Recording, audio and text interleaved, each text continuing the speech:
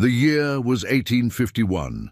As a merciless sun beat down upon the vast Kansas plains, two figures huddled beneath the meager shade of a solitary cottonwood tree.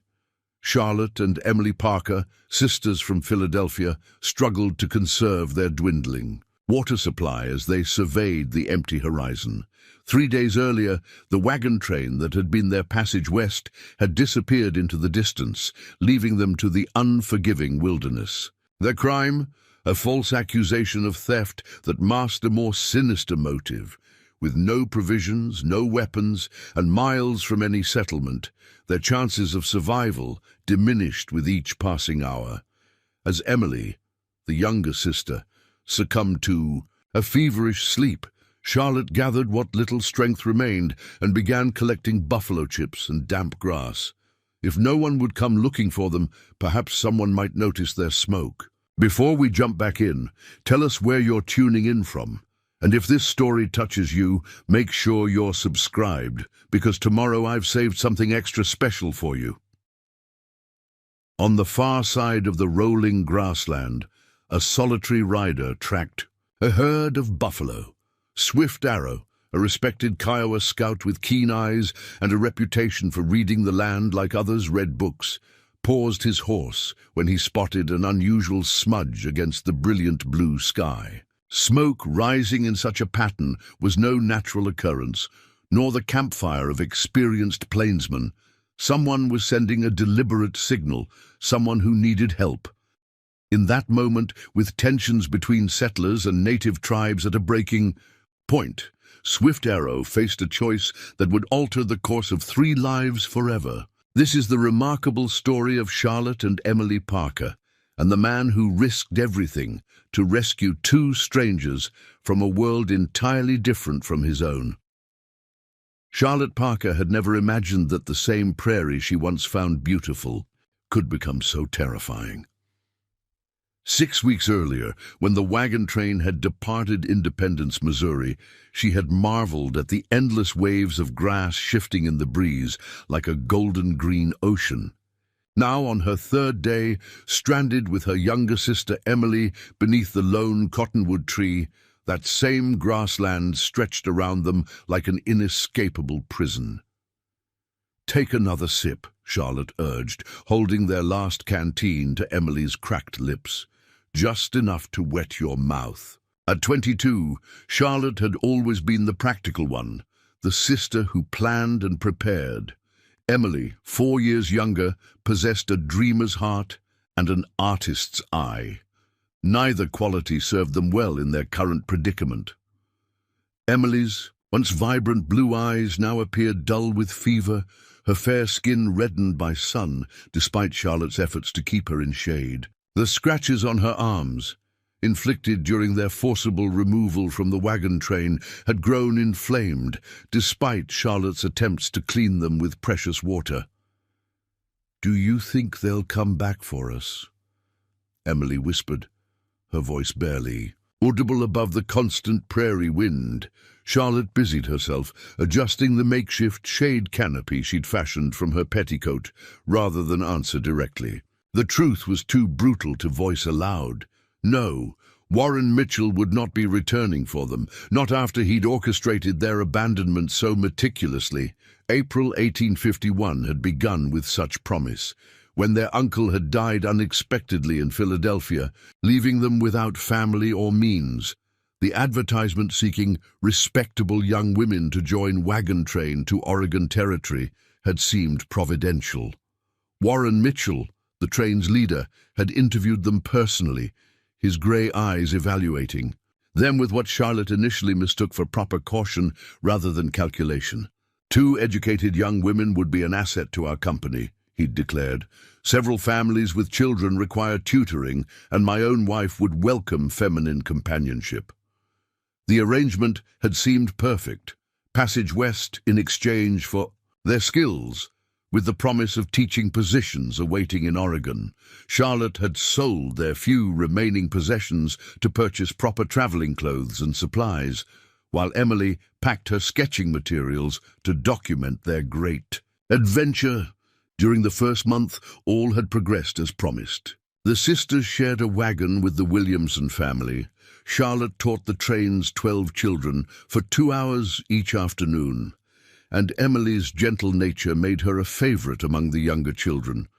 Even Mrs. Mitchell, a stern woman with perpetually pursed lips, seemed to warm to them gradually. Everything changed when they crossed into Kansas territory. Warren Mitchell began visiting their campfire in the evenings, ostensibly to discuss the children's progress.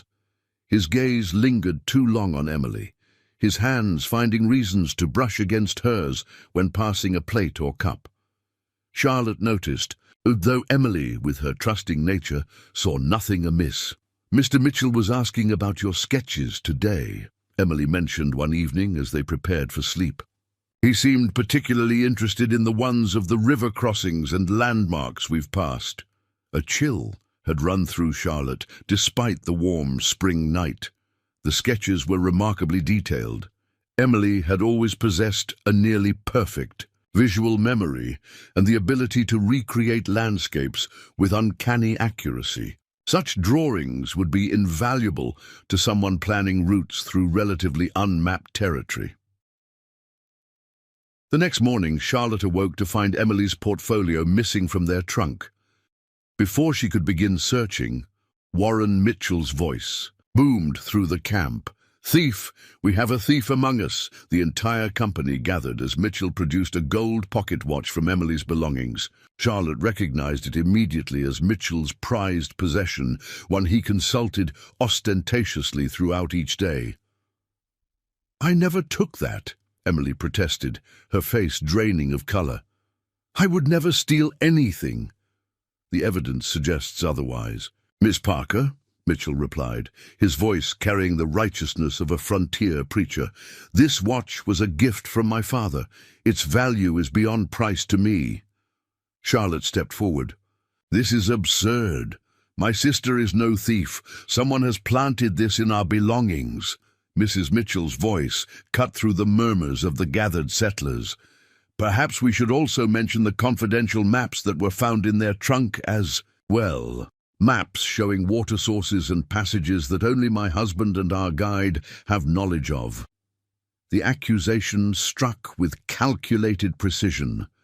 In the dangerous journey west, nothing threatened a wagon train more than the prospect of someone sharing their planned route with potentially hostile parties. Though unspoken, the implication hung in the air. The Parker sisters might be informants for bandits or native tribes. "We took nothing," Charlotte insisted, even as she noted the hardening expressions around them. Settlers who had been friendly just days before now looked at them with suspicion and fear. "Someone has placed these items among our things." "And why would anyone do such a thing?" Mitchell asked, spreading his hands in a show of reasonableness. "What purpose would that serve?" Charlotte's eyes met his, and in that moment she understood. The missing sketches, the apparently stolen watch and maps, all were merely pretexts. Warren Mitchell wanted Emily, had likely been planning how to separate her from the wagon train and from Charlotte's protection. When Emily had failed to respond to his attention, he had devised this shameful alternative. The train's council, 5 men, including Mitchell himself, deliberated for less than an hour. The verdict was swift and harsh.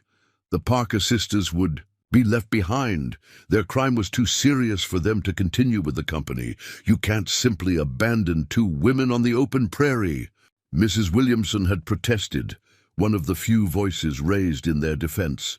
"It's a death sentence." "They'll have water and basic provisions," Mitchell countered smoothly.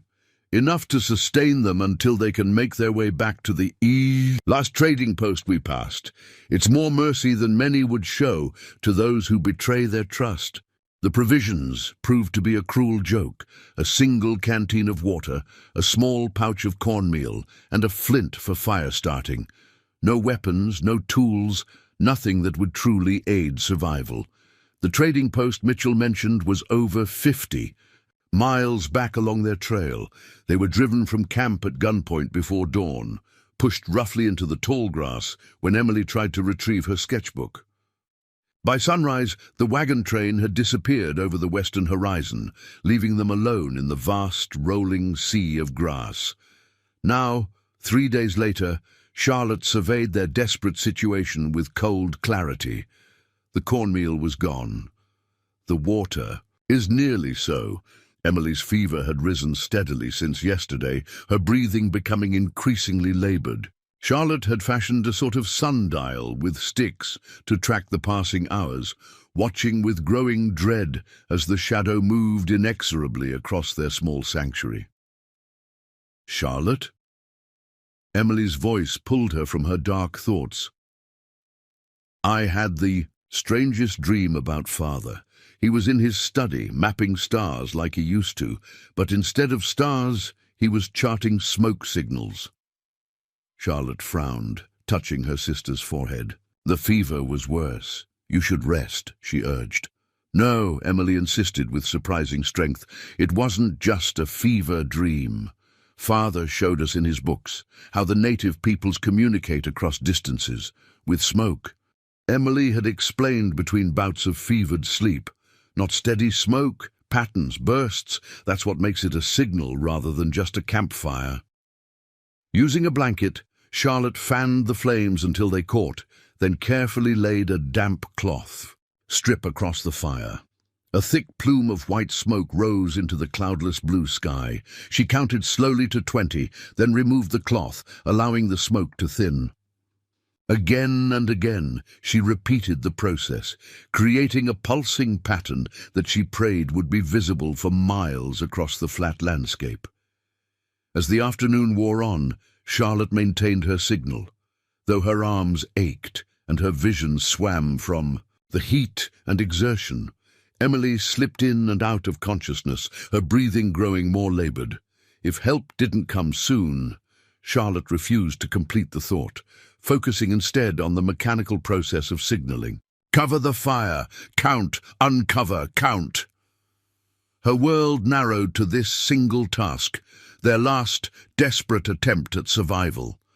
The sun had begun its descent toward the western horizon when Charlotte, adding another strip of cloth to the fire, sensed, rather than heard, a change in the ambient sounds of the prairie. The constant rustle of grass in the wind, the occasional call of birds, these were suddenly absent, replaced by a preternatural stillness.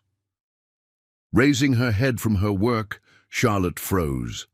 Less than 50 yards away, mounted on a dappled grey, or sat a man watching her with unreadable eyes. His copper skin, high cheekbones, and straight black hair marked him as native to these lands. The feather tied in his hair, the particular patterns painted on his horse's flanks, and the style of his leather garments specifically identified him as Kiowa, if Charlotte's memory of her father's books served correctly. A bow rested casually across his lap, though no arrow was nocked. His posture conveyed neither immediate threat nor particular welcome, merely assessment. Charlotte slowly rose to her feet, fighting the urge to run to her unconscious sister. Such an action might be misinterpreted as aggression or fear. Instead, she faced the rider squarely, summoning what dignity she could in her smoke-stained, bedraggled state. For a long moment neither moved. The only sound was the soft popping of the signal fire and Emily's labored breathing. Then, with deliberate slowness, the rider urged his horse forward. As he drew closer, Charlotte could see that he was perhaps 30 years of age. His face, bearing the subtle lines of one accustomed to studying distant horizons. A long scar traced from his left temple down to his jaw, puckering slightly at the cheekbone. He stopped his horse a few paces from Charlotte, his gaze moving from her to Emily's still form beneath the tree, then back to the signal fire. When he finally spoke, his words were in heavily accented but understandable English. Preparing and narrating this story took us a lot of time, so if you are enjoying it, subscribe to our channel. It means a lot to us. Now back to the story. "You make Kiowa smoke talk," he stated, a question implicit in his tone. Charlotte swallowed, her throat painfully dry. "My sister knew. She remembered from our father's books. We needed help." The rider's expression didn't change. but something flickered in his dark eyes, perhaps surprise, perhaps respect. "Many days from any white settlement," he observed. "How did you come to be here? Alone?" Charlotte hesitated, unsure how much to reveal. Would the truth help or harm their chances with this potentially dangerous stranger? In the end, desperation won out over caution. "Our wagon train left us," she explained simply. "My sister is very ill. We have no food, almost no water. We would be grateful for any assistance you might provide." The rider studied her for another long moment, then dismounted in a fluid motion. He approached Emily with careful steps, kneeling, to examine her without touching. His frown deepened as he noted the infected scratches, the sunburn, the signs of dehydration. "Fever sickness," he said, rising to face Charlotte. "Why do wagon people leave women alone? This is not the way of travelers." Charlotte's composure finally cracked, tears cutting clean trails through the dust on her cheeks. "They accused us of stealing. It wasn't true. The leader, he wanted my sister. When she didn't respond to his advances, he planted evidence and had us cast out."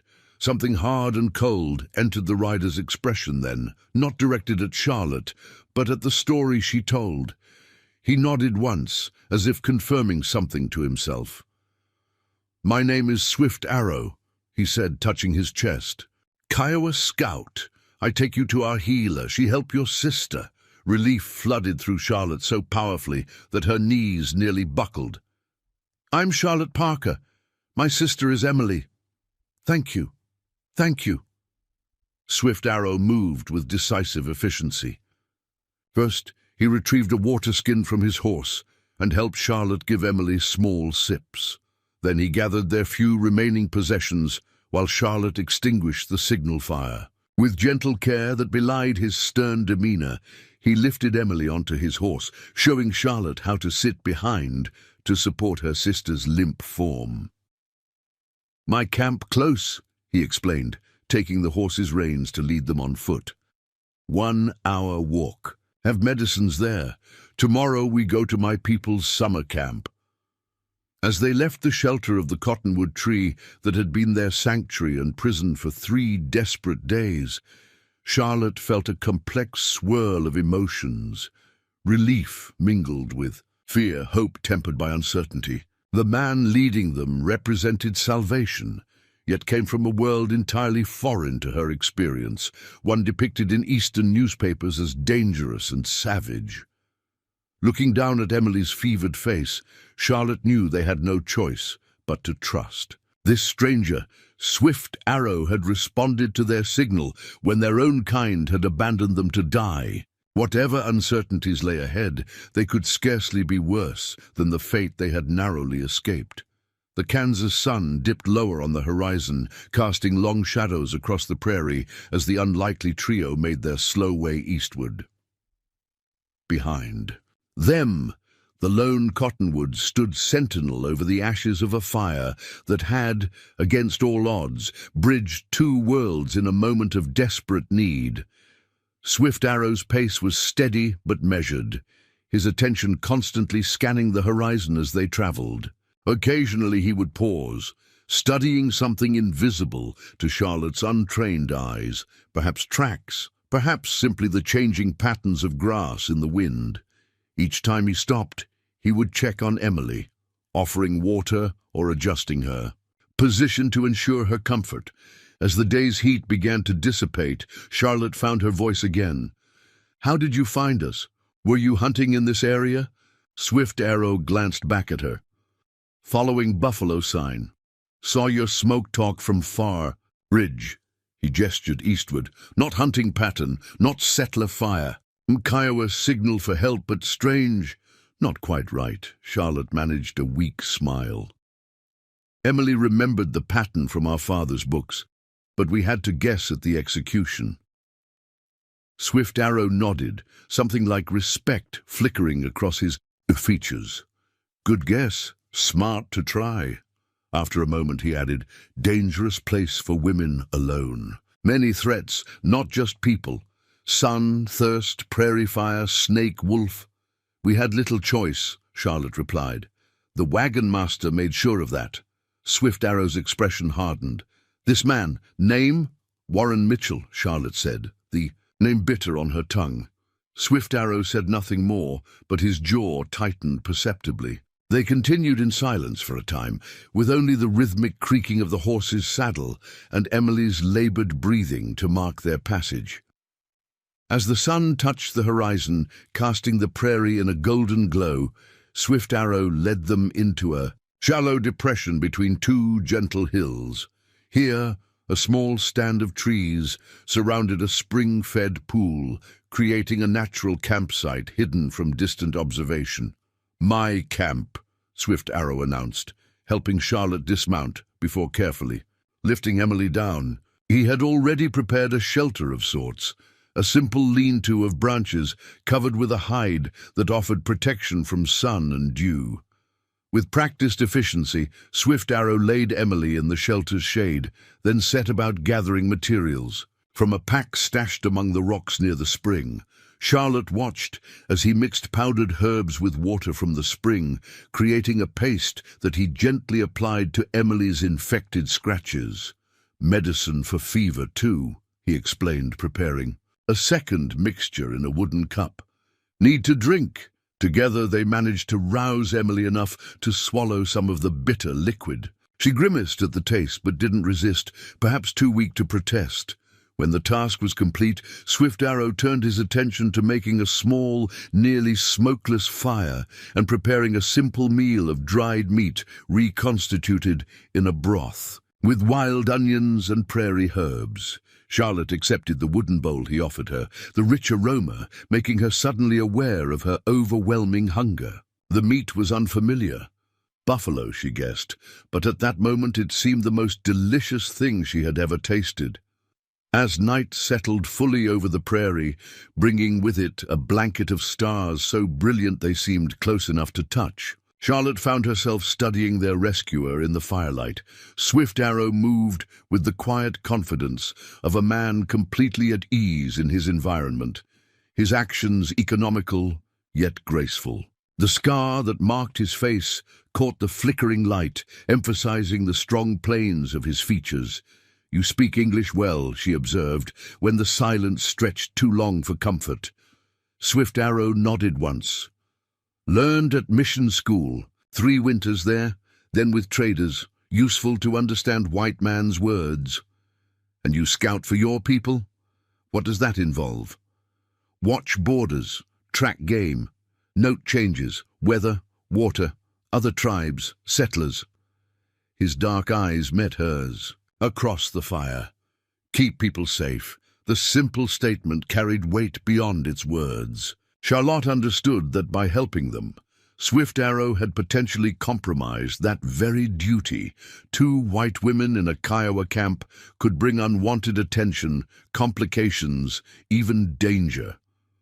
"Why did you help us?" she asked softly.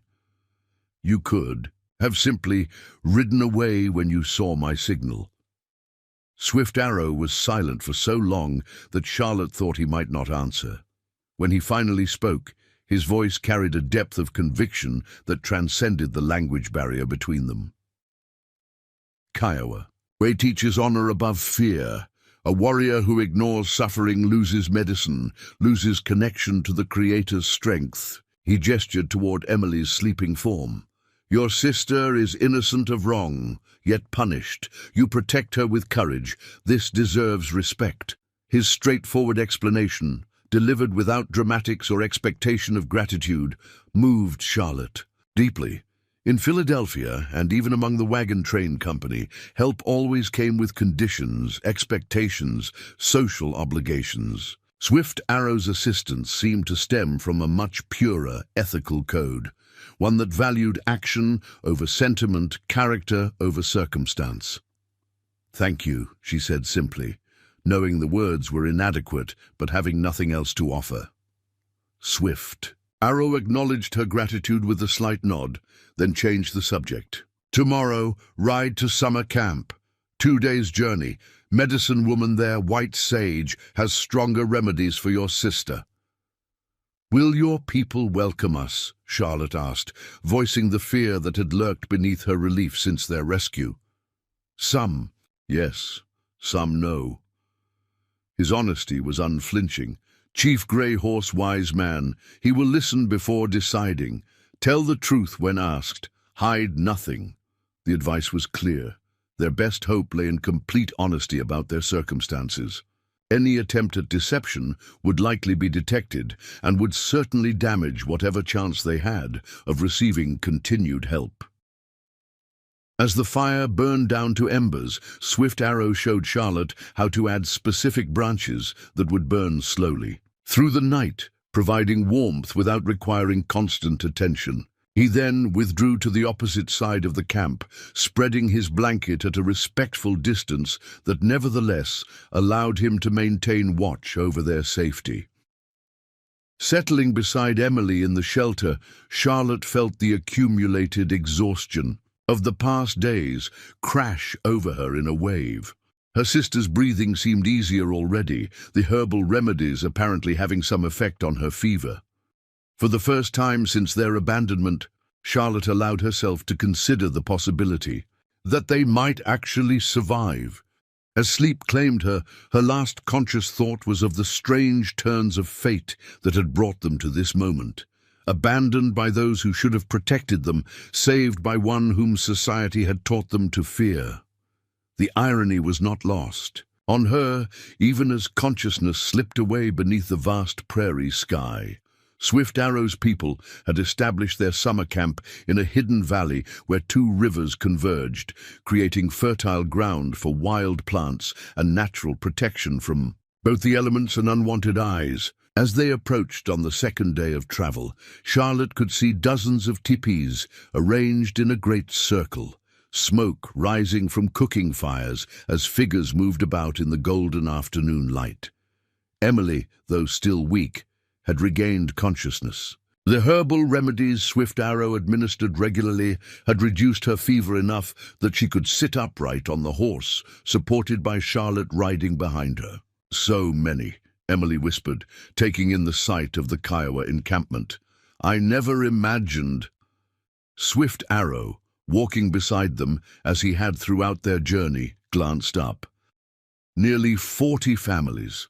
Small gathering compared to autumn buffalo hunt. The scout had grown more communicative during their 2-day journey, explaining aspects of Kiowa life as they traveled. Charlotte had learned that this band was led by Chief Grey Horse, respected for both his wisdom in council and his earlier prowess in battle. The summer camp would remain in this location for another moon cycle before moving to follow the buffalo herds.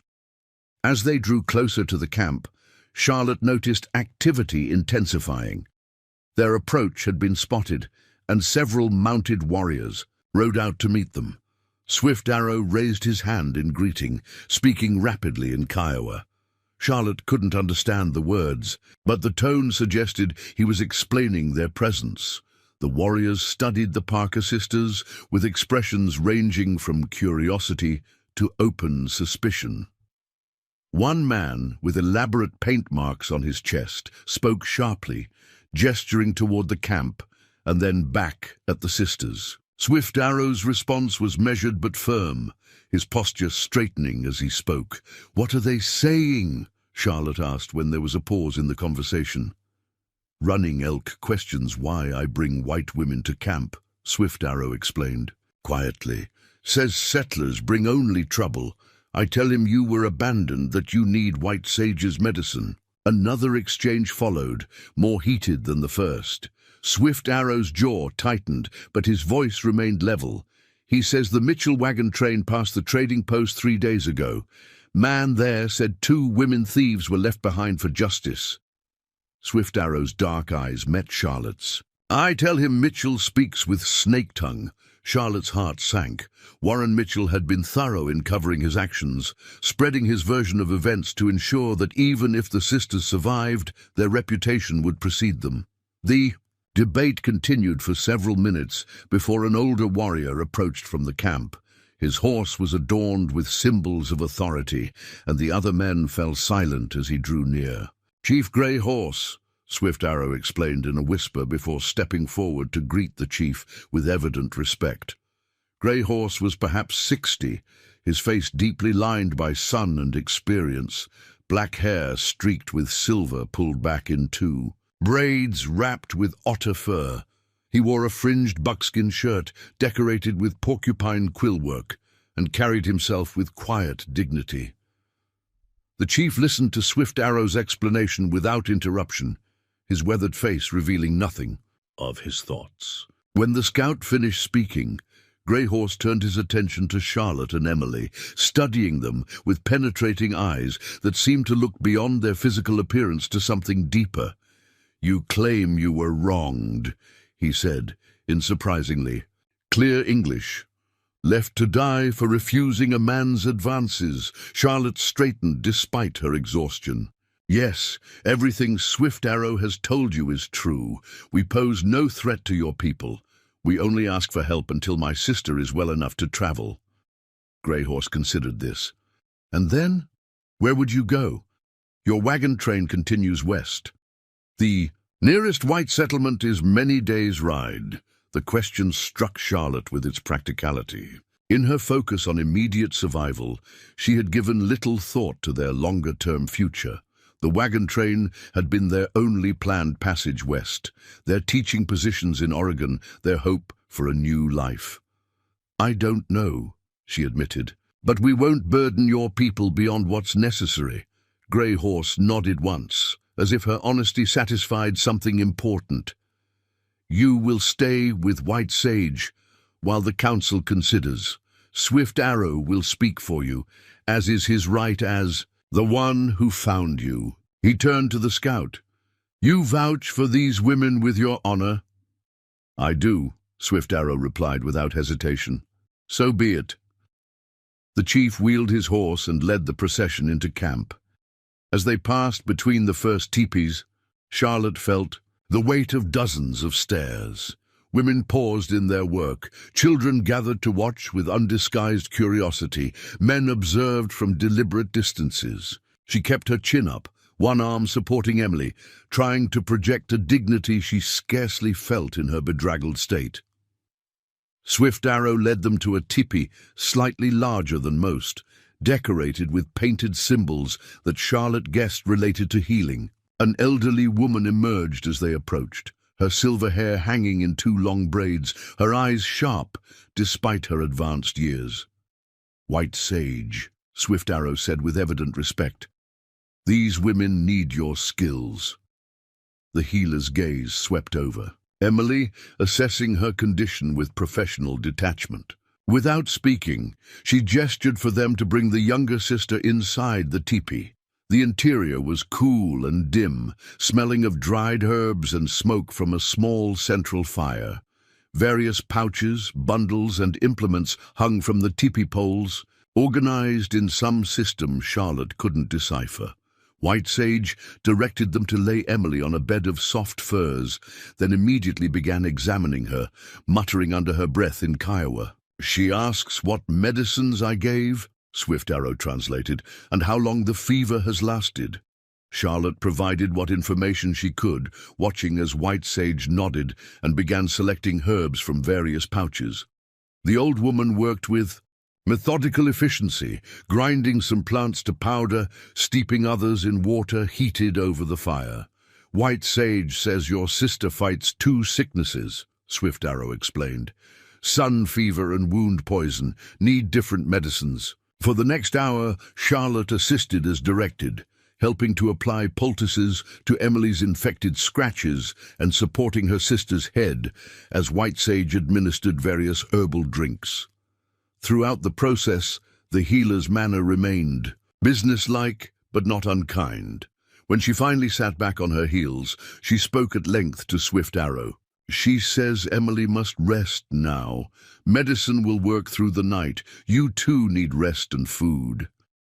He hesitated, then added, "White Sage says you may stay in her teepee until the council decides. She will watch over both of you." Relief washed through. Charlotte, please thank her for us, for everything." After translating her gratitude, Swift Arrow prepared to leave. "Council meets tonight. I will speak your truth. Rest now. Regain strength." As the teepee flap closed behind him, Charlotte found herself alone with her sleeping sister and the enigmatic healer. White Sage gestured to another bed of furs, clearly indicating that Charlotte should rest. Only then did she realize how profoundly exhausted she was. Every muscle ached from the days of travel, her skin felt tight from sun exposure, and her mind was foggy with fatigue. As she settled onto the surprisingly comfortable furs, White Sage brought her a cup of something warm that smelled of mint and other herbs Charlotte couldn't identify. The old woman pantomimed drinking and then sleeping. "Thank you," Charlotte said again, accepting the cup and drinking its contents. The liquid was bitter but not unpleasant, warming her from within. White Sage nodded once, then returned to her position near Emily, checking the poultices and murmuring soft words that might have been prayers for healing chants. As the medicine took effect, Charlotte found her thoughts drifting. The events of the past week seemed simultaneously distant and immediate, the false accusations, the abandonment, the desperate days beneath the cottonwood tree, and finally, Swift Arrow's appearance. Like something from a dream, now they were in the heart of a Kiowa camp, dependent on the decisions of a council of strangers. Yet strangely, Charlotte felt safer than she had since leaving Philadelphia. Swift Arrow had proven honorable beyond any expectation, and White Sage's competence inspired confidence. Whatever the council decided, at least Emily was receiving care that might save her life. As consciousness began to slip away, Charlotte's last thought was of Swift Arrow standing before his chief, speaking on their behalf. What had driven him to risk his standing among his people for two unknown women from a world that had shown his people little kindness? The question followed her into dreams filled with signal fires and prairie skies. Outside White Sage's teepee, night settled over the Kiowa camp. A council fire burned at the center of the great circle of dwellings, its flames illuminating the faces of the men gathered to decide the fate of the two sisters who had arrived so unexpectedly in their midst.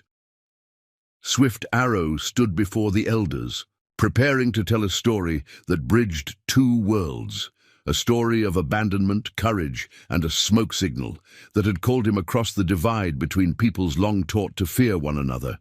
Dawn broke over the Kiowa camp in a symphony of colors, painting the eastern sky in bands of gold and crimson.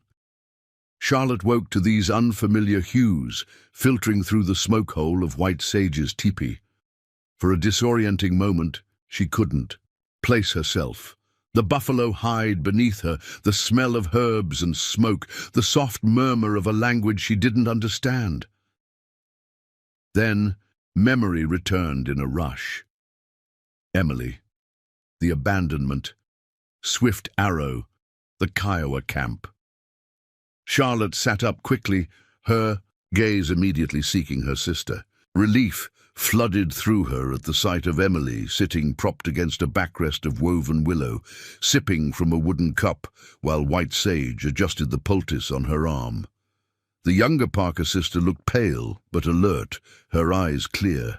Of the fever haze that had clouded them for days. "Emily!" Charlotte scrambled to her sister's side, clasping her free hand. "You're awake!" Emily managed a weak smile. "Thanks to our hosts," she said, her voice thin but steady. "White Sage's medicines work wonders. The fever broke sometime during the night." The elderly healer nodded as if understanding the sentiment, if not the specific words. She spoke briefly, gesturing toward Emily's arm, where the angry redness had noticeably receded from the scratches. "She says I'm healing well but need rest," Emily translated, surprising Charlotte. "I've been awake for hours. White Sage has been teaching me Kiowa words for body parts and medicines." Charlotte marveled at her sister's resilience and her typical enthusiasm for learning, even in extraordinary circumstances. Emily had always possessed a gift for languages that matched her artistic talents. White Sage rose with the fluid grace of someone whose body knew its purpose, despite its years. She spoke again, this time to Charlotte, gesturing toward the teepee entrance and making eating motions. "I think she wants us to have breakfast," Emily interpreted. The elderly woman nodded approval at Emily's understanding, then disappeared through the teepee flap, returning moments later with a young girl who carried a wooden tray bearing 2 bowls of what appeared to be a porridge made from wild grains mixed with dried berries, along with pieces of flatbread. As they ate the simple but nourishing meal, Charlotte studied her sister. Though still weak, Emily seemed transformed from the delirious, dying girl of just days before. White Sage's medicines had worked with remarkable speed. "Have you heard anything about the council?" Emily asked between careful bites. "Swift Arrow mentioned they would decide our fate." Charlotte shook her head. "I've been asleep since we arrived." But Swift Arrow was going to speak on our behalf. Before Emily could respond, the teepee flap opened again. Swift Arrow entered, ducking his head beneath the entrance. His expression revealed nothing of the council's decision, but Charlotte noted with anxiety that he carried a bundle wrapped in doeskin. "Swift Arrow," Emily greeted him, her voice warming with genuine pleasure. "Thank you for bringing us to your healer. I owe you my life." The scout acknowledged her gratitude with a slight nod, his gaze taking in her improved condition with evident satisfaction. "White Sage has strong medicine. Good to see you sitting up." He settled cross-legged near them, arranging the bundle carefully beside him. "Council has decided," he announced without preamble. Charlotte felt her chest tighten with apprehension. "And you may stay until the first snow," he said. 4 moons from now. Time for Emily to heal completely, for both to learn enough of our ways to survive the journey to Fort Laramie when traders go before winter. The decision was more generous than Charlotte had dared hope. 4 months would see Emily fully recovered, and would allow them to travel to Fort Laramie with experienced guides, far safer than attempting to reach civilization on their own. "Thank you," she said fervently. "Please convey our gratitude to Chief Greyhorse and the council." Swift Arrow's expression softened slightly. "Was not an easy decision. Some warriors spoke against. Fear you bring trouble from other whites. But Chief Greyhorse believes in old ways. Hospitality to those in need brings good fortune to the people. We won't betray that trust," Charlotte promised. "We'll work, contribute however we can." "Yes," Swift Arrow agreed. "All in camp must contribute. White Sage says Emily has a quick mind for language, good eyes for plants. We'll train as a helper." He turned to Charlotte. "You will work with Bending Willow, Chief's youngest wife. She teaches children, knows some English from mission school. You teach English words, help with gathering, learn Kiowa ways." The arrangements were sensible, playing to both sisters' strengths while integrating them into the camp's daily life. Charlotte felt a weight lift from her shoulders. They had a place, however temporary, and a path forward. Swift Arrow gestured to the bundle beside him. "Clothes," he explained, "from the women of my family. Cannot wear white woman's dress in camp. Too difficult for work. Marks you as an outsider." He unwrapped the doeskin to reveal 2 sets of garments. Deerskin dresses adorned with subtle quillwork, soft-soled moccasins, and leggings for cooler weather. Emily reached out to touch the clothing, her artist's eye appreciating the craftsmanship. "These are beautiful," she said softly. "Your family is very generous." Something flickered in Swift Arrow's expression, perhaps pride, perhaps something more complex. "My mother, Yellowbird, made dresses. My sister, Dancing Fawn, added quillwork.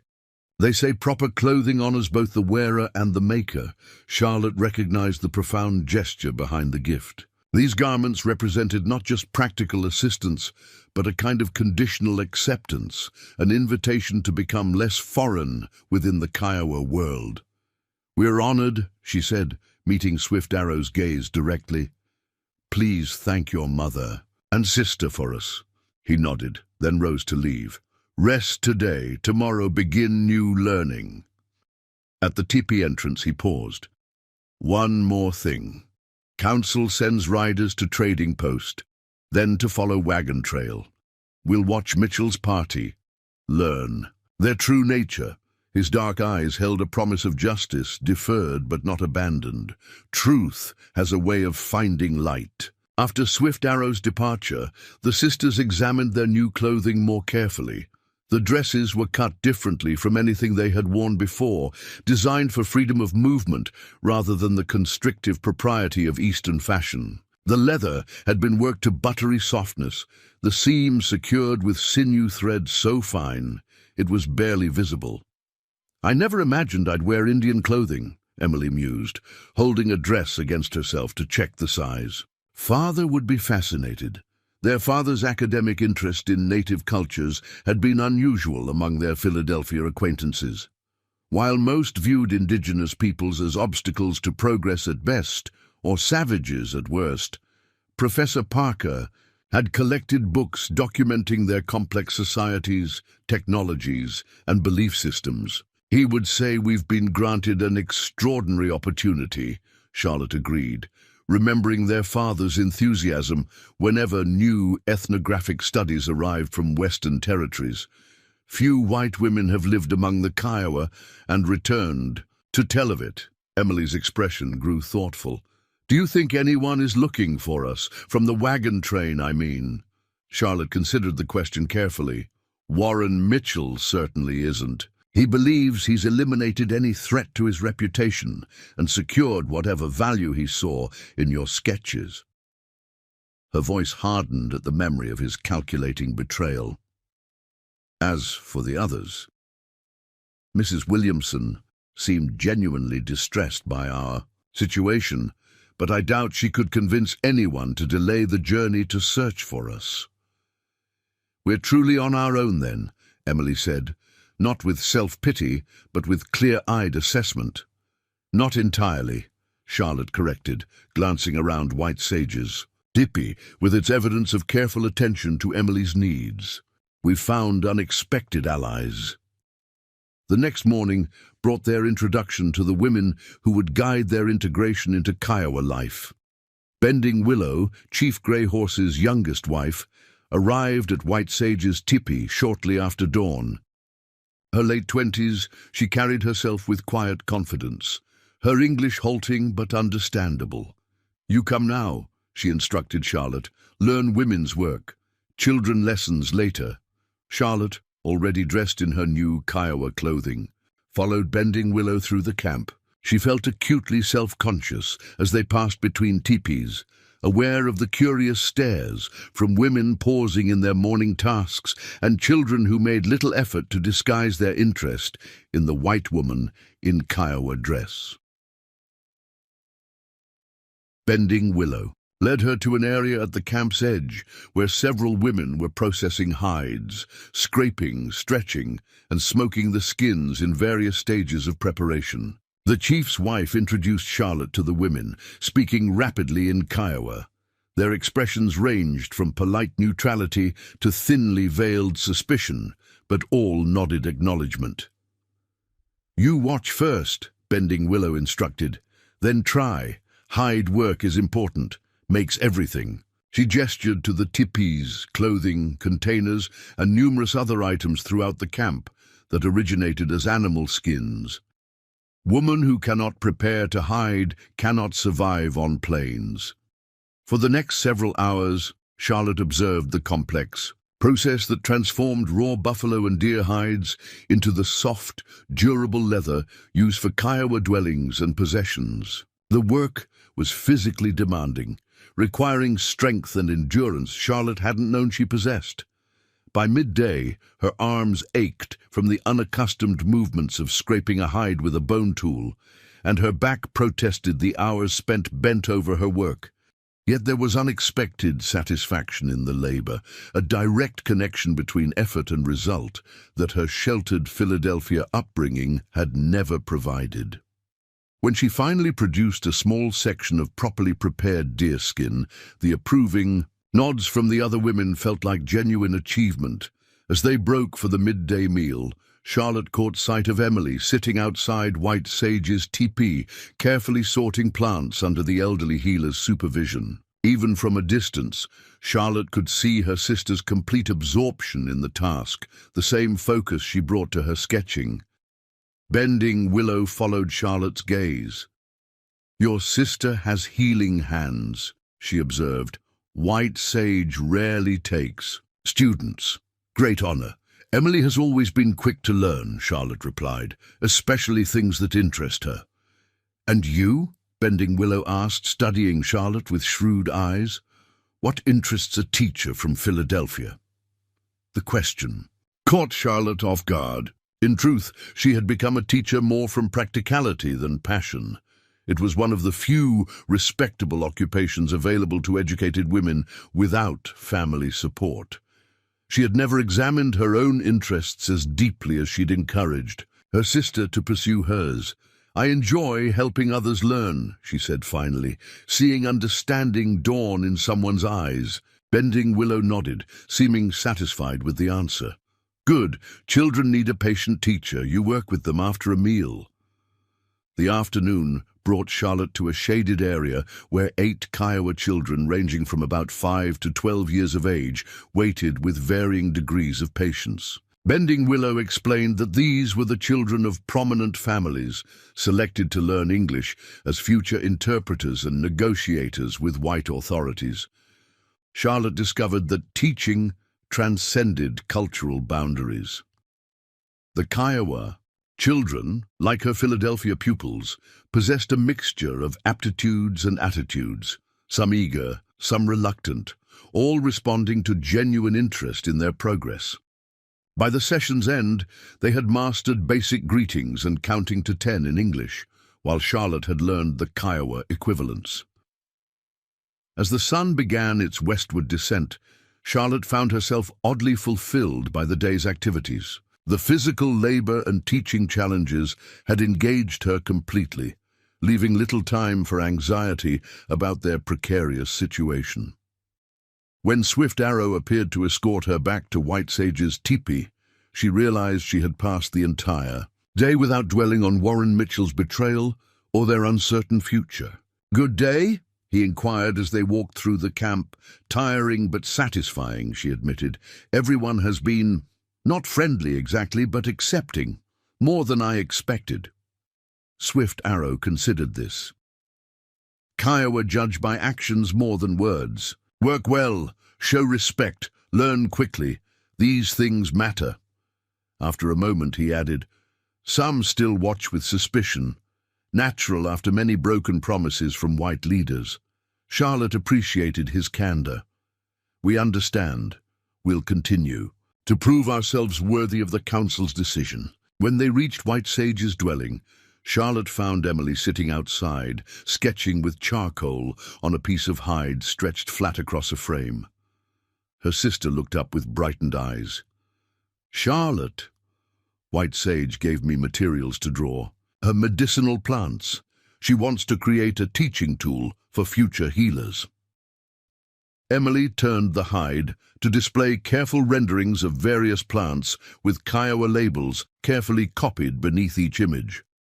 The project perfectly suited Emily's talents, combining her artistic skill with her growing interest in Kiowa healing practices. Charlotte felt a surge of gratitude toward White Sage for recognizing her sister's abilities so quickly.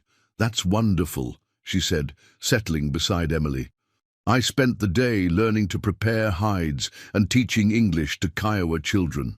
Swift Arrow, who had lingered nearby, spoke. "You both learn and teach. Good balance." Something in his tone carried approval beyond the simple words.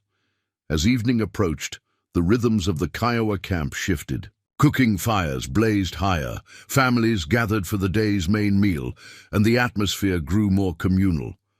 Swift Arrow explained that they would dine with his family, an honor that reflected his role as their advocate. He led them to a teepee, Larger than most, its entrance decorated with symbols Charlotte now recognized as representing achievements in both hunting and warfare. Outside, an elderly woman directed two younger women in meal preparation over an open fire. "My mother, Yellow Bird," Swift Arrow introduced. "My sisters, Dancing Fawn and Little Sparrow." Yellowbird studied the Parker sisters with frank curiosity, her weathered face revealing nothing of her thoughts.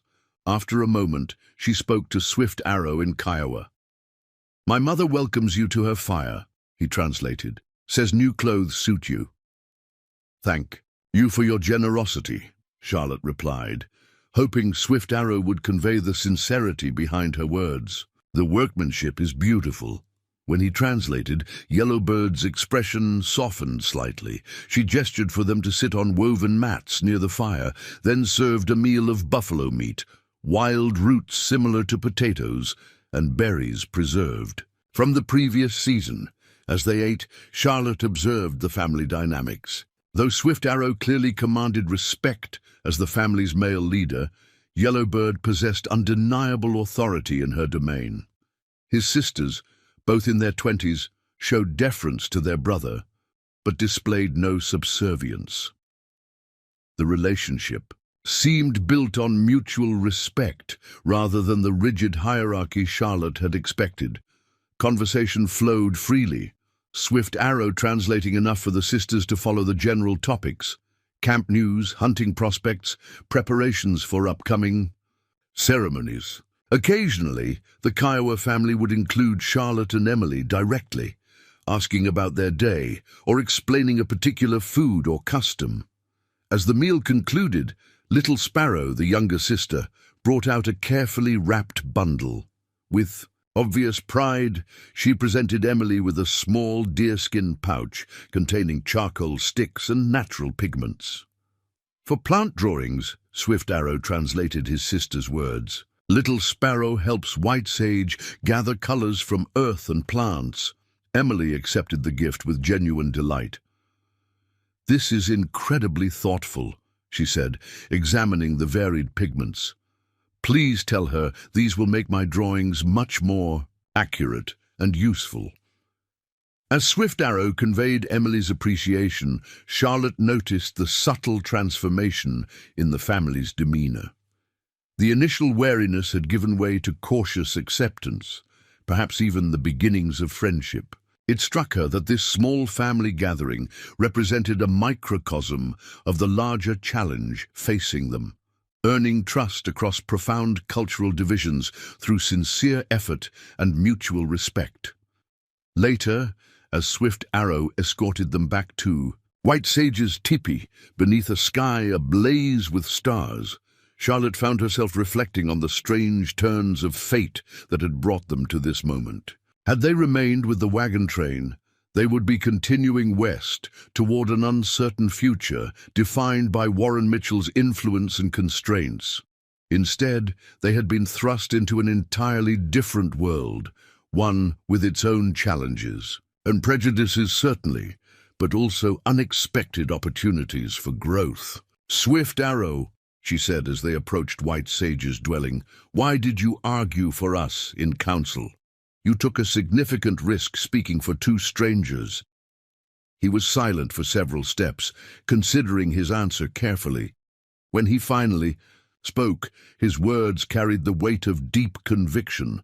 "When I found you making smoke signals, I saw courage, not just survival, but reaching out across great distance. This is the Kiowa way also, to recognize worthy spirit regardless of skin or language." His voice lowered slightly. Too few on either side look beyond differences to see common humanity. The simple wisdom of his statement resonated deeply with Charlotte. In Philadelphia, and even among the supposedly civilized wagon train company, she had encountered precious little of this perspective. How ironic that here, among people her society labeled savage, she should find such profound insight. "We're fortunate you were the one who saw our signal," she said softly. Swift Arrow's expression remained composed, but something flickered in his dark eyes. perhaps satisfaction, perhaps something more complex. Not fortune, he replied. Kiowa believe paths cross when spirits have something to learn from each other. With those words lingering between them, he left the sisters at White Sage's teepee. As Charlotte watched him walk away, his tall figure, soon enveloped by the gathering darkness, she wondered what lessons their intertwined paths might yet reveal. Summer heat gave way to the first hints of autumn as weeks passed in the Kiowa camp. The moon had completed one full cycle since the Parker sisters' arrival, and with each passing day, their presence became less extraordinary to the tribe. Charlotte and Emily still attracted curious glances, particularly from children, but no longer did conversations halt when they approached or activities pause when they joined a work group. For Charlotte, the transition from outsider to qualified acceptance had come through consistent effort and demonstrated competence. Her days had fallen into a rhythm, mornings spent with the women's work groups learning essential skills, afternoons teaching English to Kiowa children, evenings often passed with Bending Willow's family or White Sage, improving her grasp of the Kiowa language. The physical demands had transformed her body. Hands, once soft from indoor teaching, now carried calluses from processing hides and gathering wild plants. Arms that had never lifted anything heavier than a stack of books now easily carried water-filled buffalo bladders from the river or helped erect tippy poles. Her skin had darkened under the prairie sun, and muscles she hadn't known she possessed had emerged through daily labor. Emily's transformation had been even more remarkable. The sickly, feverish girl of 2 months ago had blossomed into White Sage's dedicated apprentice. Her natural affinity for languages had accelerated her Kiowa fluency beyond Charlotte's more methodical progress. Already she could identify dozens of medicinal plants, prepare basic remedies, and assist in treating minor injuries and illnesses that came to White Sage's teepee. On this particular morning, Charlotte knelt beside the river washing wild turnips that she and 3 Kiowa women had spent the morning harvesting. Spotted Fawn, a woman about Charlotte's age who had gradually warmed to her presence, worked nearby, occasionally correcting Charlotte's technique with good-humored gestures. "You scrub too hard," Spotted Fawn said in the mixture of English and Kiowa they used to communicate. "Breaks skin, ruins taste." Charlotte adjusted her approach, noting how the other woman used circular motions rather than straight scrubbing. "Better to learn now than during winter harvest," she replied in her improving Kiowa. Spotted Fawn laughed. "Winter harvest is ice fishing, different washing." Their easy interaction represented weeks of gradual relationship building, beginning with wary observation, progressing to practical instruction, and finally arriving at a cautious friendship. Similar bonds had formed with several other women, particularly those closer to Charlotte's age who shared responsibilities for children and food preparation. As they worked, a commotion near the camp's edge caught Charlotte's attention. Riders were approaching, not the usual returning hunting parties, but what appeared to be Swift Arrow and the Scouts, who had departed nearly 2 weeks earlier on their mission to observe the Mitchell wagon train. Charlotte felt her chest tighten. Though she'd worked hard to build a new life here, Warren Mitchell's shadow still darkened her thoughts. The wagon train leader represented not just personal betrayal, but an existential threat. If he ever learned the sisters had survived and were living among the Kiowa, there was no telling what action he might take. "Scouts return," Spotted Fawn observed, following Charlotte's gaze. "Swift Arrow brings news." Charlotte rose, drying her hands on her deerskin dress. "I should find Emily." Spotted Fawn nodded understanding. "Go. I finished turnips." Charlotte made her way quickly to White Sage's teepee, where she found Emily cataloguing dried plants into small doeskin pouches, carefully labeling each with Kiowa, symbols that marked their uses and proper preparation. "Swift Arrow has returned," Charlotte said without preamble. "He might have news about Mitchell." Emily's hands stilled momentarily before resuming their methodical work. Whatever news he brings won't change our situation here, she observed with unexpected pragmatism. We're safe, Charlotte. Mitchell believes we're dead. I hope so, Charlotte replied, though she couldn't fully embrace her sister's confidence. Still, we should hear what Swift Arrow discovered. Emily nodded, securing the medicine pouches before rising to join her sister. Together, they walked toward the Central Council, area where Chief Greyhorse was already greeting the returned scouts. A crowd had gathered, sensing important news. Swift Arrow dismounted with fluid grace, though Charlotte noted signs of fatigue in his posture. The scouts had ridden hard, their horses showing evidence of extended travel. After presenting Chief Greyhorse with a formal report in Kiowa, Swift Arrow noticed the Parker sisters at the gathering's edge. He spoke briefly to the chief, who nodded permission for him to approach them. "You have news?" Charlotte asked as he drew near. Swift Arrow's expression was grave. Mitchell wagon train reached Fort Laramie 1 moon ago. Continuing journey to Oregon. A muscle tightened in his jaw. Man speaks as if he rescued innocents from an Indian attack, claims many warriors were killed during brave defense. Charlotte felt anger rise in her throat. He abandoned us and now presents himself as a hero? Common story, Swift Arrow replied, his voice edged with bitterness born from experience. White leaders build reputation on false tales of Indian savagery. The injustice burned, but Charlotte recognized the pattern from countless newspaper accounts she had read back east. How many similar heroic narratives had been constructed upon equally false foundations? Is there more? Emily asked, her perception as usual cutting to the heart of matters. You seem troubled beyond Mitchell's lies. Swift Arrow glanced toward the chief, then back to the sisters. Soldiers at fort speak of new policies. More troops are coming to the plains. Peace treaties being reconsidered. His voice lowered. Bad signs for all tribes, not just Kiowa. The implications hung in the air between them. Increasing military presence on the plains would constrain the Kiowa's traditional movements and hunting grounds. Treaties that had established fragile boundaries between settler territories and tribal lands were apparently being questioned, likely not in the tribe's favor. I'm sorry, Charlotte said, knowing the words were woefully inadequate. Swift Arrow's gaze met hers directly. Not your doing, he said, but it's important you understand. Storm gathers on the horizon. Before further conversation could develop, a messenger approached from the chief's circle. Swift Arrow was needed for a detailed report to the council. With a brief nod to the sisters, he departed, his bearing straightening into formal posture as he rejoined the tribal leaders. This changes things, Emily said quietly as they walked back toward White Sage's tipi.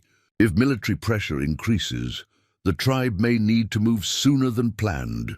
Charlotte nodded, considering the implications. And 2 white women traveling with the tribe could complicate matters significantly. The sisters spent the remainder of the day in their usual tasks, but the news weighed on Charlotte's mind. That evening, as she helped prepare the evening meal with Bending Willow's family group, she broached the subject carefully. Swift Arrow mentioned concerns about increased military presence, she said, keeping her tone conversational as she chopped wild onions. Will this affect the camp's plans? Bending Willow glanced toward her husband's council teepee, where tribal leaders had been meeting since the scouts' return. Greyhorse must decide. Maybe move winter camp earlier, further north where soldiers rarely travel. Would our presence make things more difficult? Charlotte asked directly. Emily and I don't wish to bring trouble to people who have shown us such kindness. The chief's wife studied Charlotte thoughtfully. Council discusses this question now, she admitted. Some say white sisters should go to Fort Laramie with next trading party. Others say wait until spring as planned. Charlotte appreciated the honest assessment. What do you think? I think, Bending Willow replied carefully, that timing must be right. Too soon. Sisters not ready for journey, not strong enough in skills. Too late. Maybe soldiers find Kiowa camp, ask difficult questions about white women. The pragmatic evaluation aligned with Charlotte's own thoughts. Their survival outside the Kiowa camp depended on skills they were still developing and knowledge of the plains they were still acquiring. Yet their continued presence might eventually endanger their hosts. As darkness fell and families gathered around cooking fires for the evening meal, the council meeting finally concluded. Word spread quickly through the camp. The tribe would remain in place for another moon cycle, then move to winter grounds earlier than originally planned. The location would be further north than in previous years, in more rugged country, less accessible to military patrols. Swift Arrow sought out the Parker sisters after delivering this news. Finding them seated outside White Sage's teepee, he joined them with the easy familiarity that had developed over the weeks. Council decided, "You will remain with us through winter," he informed them. "Too dangerous to send you to Fort Laramie now. Too many questions about where you came from, how you survived." Charlotte felt simultaneous relief and concern. "We're grateful, but worried our presence might bring trouble to the tribe." Swift Arrow's expression softened slightly. "Chief Grey Horse says Kiowa people face trouble with or without Parker sisters. Better to honor commitment than abandon guests from fear." The echo of their own abandonment by the wagon train hung unspoken between them. The contrast between Warren Mitchell's betrayal and the Kiowa Council's decision to honor their promise. Despite increased risk, was stark. "Winter camp is harder living," Swift Arrow continued, his practical nature reasserting itself. "Cold comes early in the northern hills. More skills needed." He glanced between the sisters. "Must learn quickly. Now." "We will," Emily assured him, her quiet determination evident. "White Sage has already begun teaching me winter remedies and preservation methods." Swift Arrow nodded approval, then turned to Charlotte. "You need hunting skills. Women must know how to set rabbit snares, fish through ice when men are on long hunts." Charlotte hadn't anticipated this development. While she had learned many domestic skills, hunting had remained exclusively male territory within the camp structure she'd observed. "You'll teach me?" she asked, surprised. "Yes, start tomorrow." His matter-of-fact tone precluded any discussion. "Need these skills before snow comes." As Swift Arrow departed to convey council decisions to other camp members, Charlotte contemplated this new dimension of her Kiowa education. The prospect of learning hunting techniques both excited and intimidated her. In Philadelphia, the closest she had come to providing meat for a table was selecting cuts at the butcher's shop. "He's right," Emily observed, reading her sister's thoughts, as she often did. "If we're to survive winter, especially in more remote territory, we need every practical skill they're willing to teach us." Charlotte nodded agreement. "I just hope I don't embarrass myself too thoroughly in the process." The following morning dawned clear and cool, the first true hint of autumn crispness sharpening the air. Charlotte met Swift Arrow at the camp's edge as instructed. Dressed in the warm leggings and hunting jacket Spotted Fawn had helped her prepare. He carried 2 bows, one his own and a smaller one that he handed to Charlotte. "Women's bow," he explained. "Lighter draw weight, easier to handle." Charlotte examined the beautiful weapon, noting the careful construction and subtle decorative elements carved into the wood. "This is too fine for a beginner," she protested. "Belonged to my sister Dancing Fawn before she chose a healing path instead of hunting," Swift Arrow explained. "She says better in your hands than hanging in teepee." The gift represented yet another gesture of acceptance that touched Charlotte deeply. "Please thank her for me." Swift Arrow led her away from camp, explaining as they walked the basics of bow handling, proper stance, and safety considerations. Charlotte listened intently, recognizing that these lessons might one day mean the difference between starvation and survival. They reached a small clearing where Swift Arrow had previously arranged targets. animal hides stuffed with grass at various distances. For the next several hours, he patiently demonstrated proper technique, correcting Charlotte's form with brief touches to adjust her elbow or stance. To her surprise, Charlotte discovered a natural aptitude for archery. Though her first attempts flew wide of the targets, by midday she was consistently hitting the closer marks. "Good eye," Swift Arrow commented after a particularly accurate shot. "Strong arms from hide work help draw the bow properly." Charlotte felt a surprising glow of pride at his approval. The physical transformation of her body from genteel teacher to capable survivor had practical benefits she hadn't anticipated. As they paused to eat the simple meal of dried meat and berries Swift Arrow had brought, Charlotte found herself studying her instructor.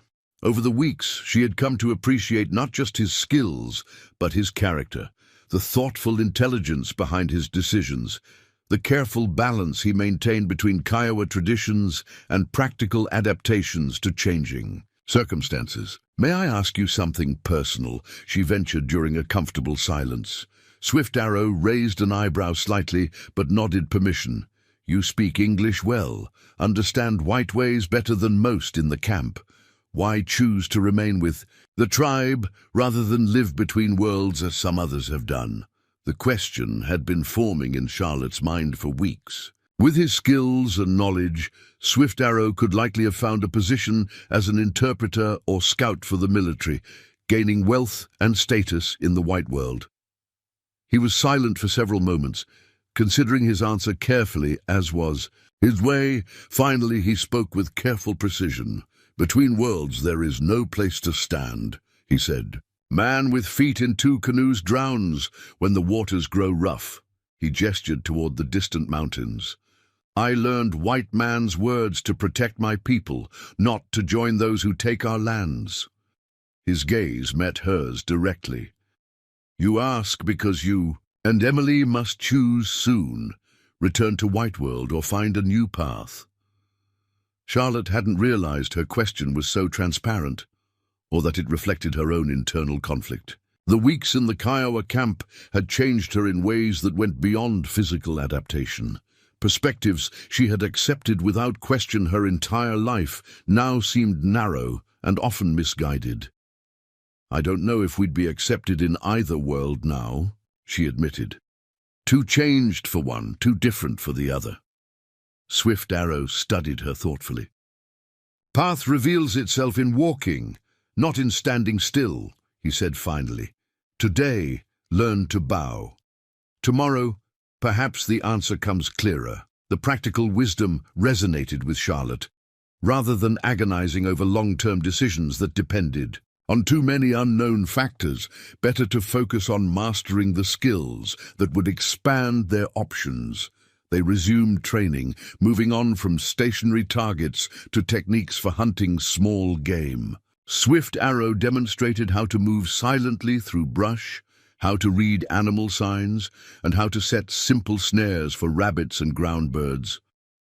As the afternoon progressed, Charlotte found herself almost forgetting the circumstances that had brought her to this moment. There was an unexpected joy in the learning, in discovering capabilities she hadn't known she possessed. When she successfully identified rabbit tracks without prompting, Swift Arrow's approving nod sent a ripple of satisfaction through her. That had nothing to do with mere survival. The sun was lowering toward the western horizon when they finally turned back toward camp. Charlotte carried the bow across her shoulders in the manner Swift Arrow had shown her, along with 2 rabbits caught in the snares they had set. "Tomorrow we clean and prepare what you caught," he said as the camp came into view. "Important to know the entire process, not just hunting." "I'd like that," Charlotte replied, realizing she meant it sincerely. Each new skill represented another step toward true self-sufficiency, something she had never experienced in Philadelphia's dependent, specialized society. As they approached the outer tipis, a small figure darted toward them. Emily, her face alight with excitement. "Charlotte Swift Arrow," she called, her Kiowa accent improving daily under White Sage's tutelage. You must come quickly. White Sage has important news." Something in her sister's tone sent a chill of apprehension through Charlotte. "What's happened?" Emily glanced around to ensure they weren't overheard. "Traders came from the south while you were hunting. They bring word of white men asking questions at trading posts about 2 women traveling with Kiowa." Swift Arrow's posture instantly tensed. "Mitchell?" Emily shook her head. "Not him. Someone sent by the territorial governor. Official inquiries about missing women from wagon train reportedly attacked by Indians." The implications cascaded through Charlotte's mind. Warren Mitchell's self-serving lie that the sisters had been victims of an Indian attack rather than his own treachery had apparently reached official channels. What had begun as one man's scheme to eliminate witnesses to his misdeeds had evolved into a potential military matter. "This changes everything," Swift Arrow said, echoing Charlotte's thoughts. "Must speak with the chief immediately." As he strode toward the council teepee, Emily caught Charlotte's arm, her expression troubled. "There's more," she said softly. "White Sage performed a medicine ceremony after hearing the news. She saw soldiers coming before winter's first deep snow." Emily swallowed hard. "She says our presence has become dangerous to the entire tribe." Charlotte felt the weight of responsibility settle heavily on her shoulders. The kindness and protection offered by the Kiowa now threatened to bring retribution upon the very people who had saved them. "What should we do?" she asked, the question encompassing all the accumulated complications of their extraordinary situation. Emily's answer was simple but profound, reflecting the wisdom she had absorbed from White Sage. "We must find a third path, neither returning to the white world that betrayed us, nor remaining to endanger those who saved us." As twilight deepened over the camp, the Parker sisters watched council smoke rise from Grey Horse's teepee. Decisions made in the coming hours would shape not just their future, but potentially the survival of the entire band. The path that had begun with a desperate smoke signal had led them to this critical juncture, where their presence had become both a bridge between worlds and a threat to those who had shown them true humanity. The council fire burned long into the night. From White Sage's tippy, Charlotte and Emily could see the occasional silhouettes of speakers rising to address the gathered leaders, gesturing with the emphasis of crucial debate. Swift Arrow had joined the council immediately upon hearing the traders' news, his knowledge of white authorities' methods making his input essential to the discussion. "Whatever they decide, we must accept it," Charlotte said softly as she and Emily prepared for sleep. "We've brought enough trouble to these people." Emily nodded, her expression solemn in the dim light of their small fire. "White Sage believes the spirits guided Swift Arrow to find us for a purpose. She says our paths crossed was meant to be, but not meant to remain joined forever." The old healer's mystic perspective had increasingly influenced Emily's thinking over the weeks. Charlotte had noticed her sister adopting not just Kiowa skills, but elements of their spiritual worldview, finding meaning in natural signs, expressing gratitude to unseen forces for successful plant gathering, even participating in minor ceremonies under White Sage's guidance. "What do you think our purpose might be?" Charlotte asked, genuinely curious about her sister's evolving perspective. Emily considered the question thoughtfully. "Perhaps to carry truth between worlds. We've seen both sides now, the betrayal of our own kind and the compassion of those we were taught to fear." She traced a pattern in the earth beside her sleeping mat. "Maybe we're meant to be witnesses." Before Charlotte could respond, the teepee flap opened.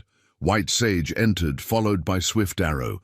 The elderly healer's face revealed nothing of the council's decision, but Swift Arrow's expression was grave.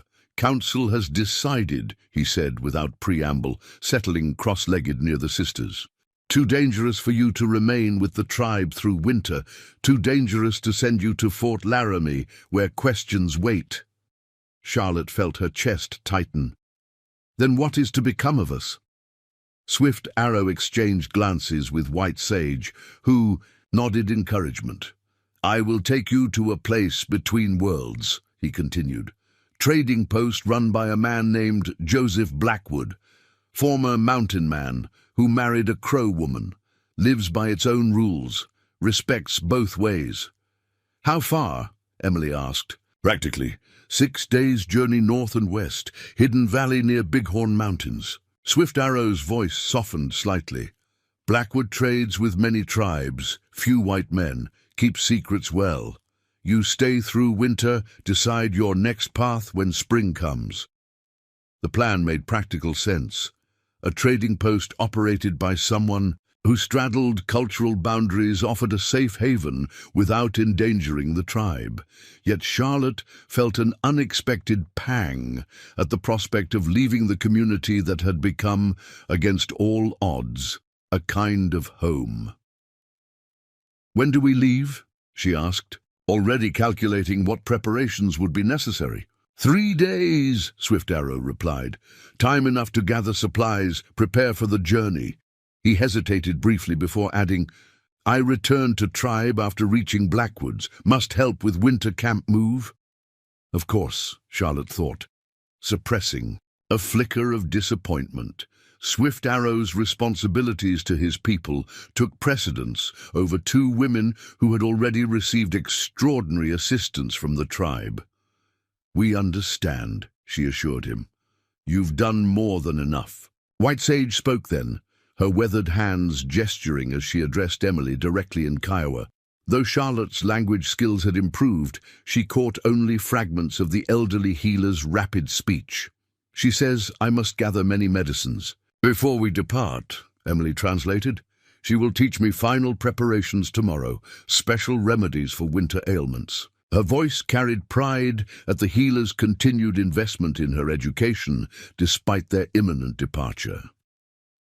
After conveying the council's decision and outlining basic preparations, Swift Arrow departed to make his own arrangements for the journey. White Sage remained, her presence comforting as the sisters absorbed this new change to their circumstances. "I feel as though we're being cast adrift again," Charlotte confessed when Swift Arrow had gone. "Just as we've learned to navigate this world." Emily surprised her with a gentle correction. "Not cast adrift. Guided to the next shelter until the storm passes." She touched Charlotte's hand. "We're stronger now, sister. Not the same helpless women who huddled beneath that cottonwood tree." The observation was undeniably true. Their physical capabilities, practical knowledge, and understanding of the plains environment had expanded dramatically under Kiowa tutelage. They were no longer helpless transplants from Eastern civilization, but emerging survivors who had begun to grasp the harsh realities and unexpected beauties of frontier existence. The following 3 days passed in a flurry of activity. White Sage and Emily worked tirelessly to prepare medicinal supplies, the elder healer packing decades of knowledge into final, urgent lessons. Charlotte divided her time between practicing hunting skills with Swift Arrow and working with the women to prepare proper traveling clothes, food supplies, and essential tools. Yellowbird presented each sister with a winter buffalo robe, the extraordinarily warm garments representing hours of skilled labor. Bending Willow organized the camp's children to bid farewell to their English teacher with small handmade gifts. Beaded bracelets, tiny carved animal figures, a carefully fashioned leather pouch for Charlotte's fire-starting kit. These gestures of generosity from people who had initially regarded them with suspicion or outright hostility moved Charlotte deeply. Somewhere during their weeks in camp, they had transitioned from outsiders to something approaching community members. Not fully Kiowa, certainly, but no longer entirely separate. On the evening before their departure, Chief Greyhorse summoned the sisters to his tepee for a formal farewell. They entered with appropriate respect, seating themselves as Bending Willow had taught them, with Swift Arrow present to translate the chief's more complex thoughts. Grey Horse studied them with thoughtful eyes before speaking. "You came to us as strangers thrown away by your own people," he began, Swift Arrow translating his measured words.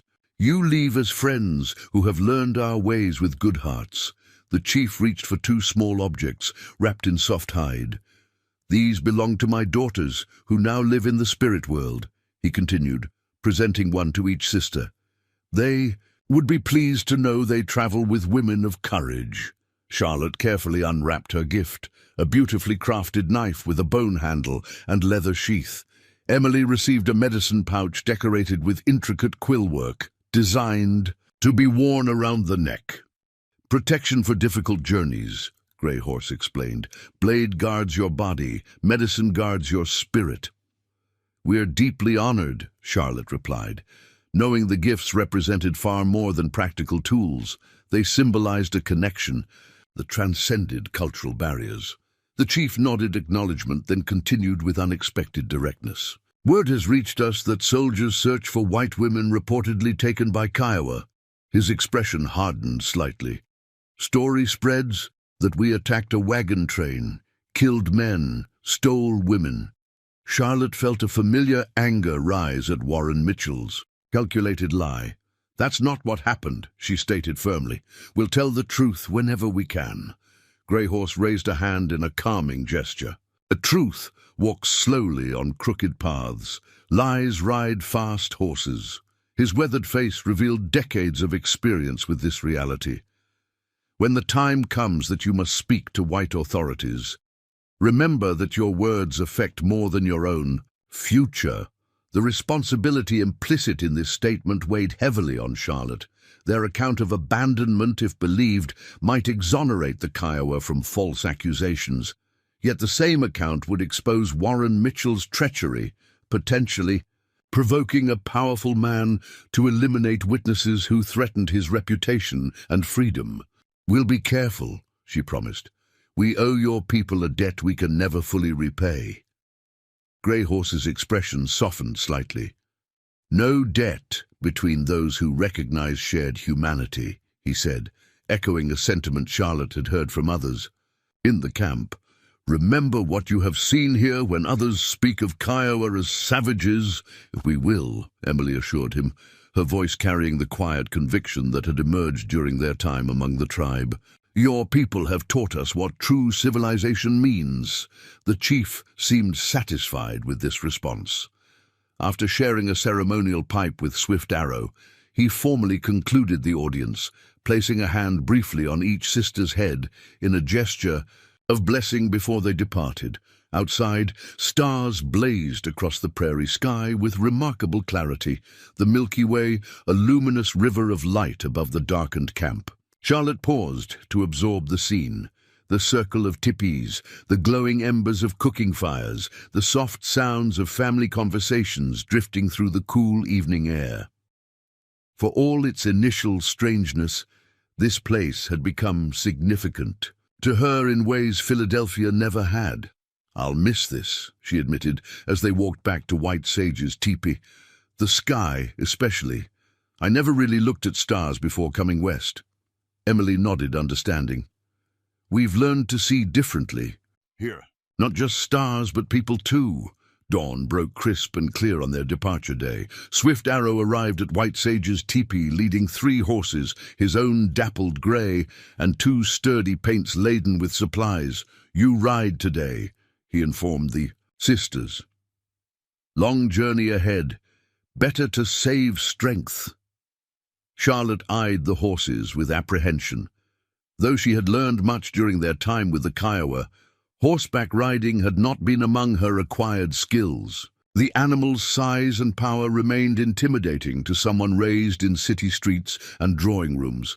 Swift Arrow read her hesitation accurately.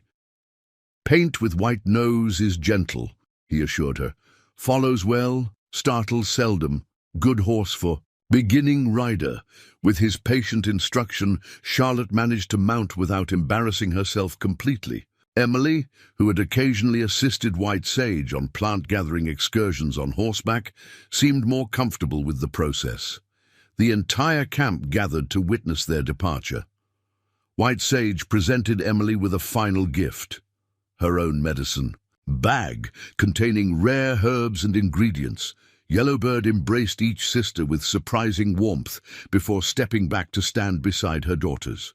Even children who had initially shied away from the strange white women now called farewells in a mixture of Kiowa and the English phrases Charlotte had taught them.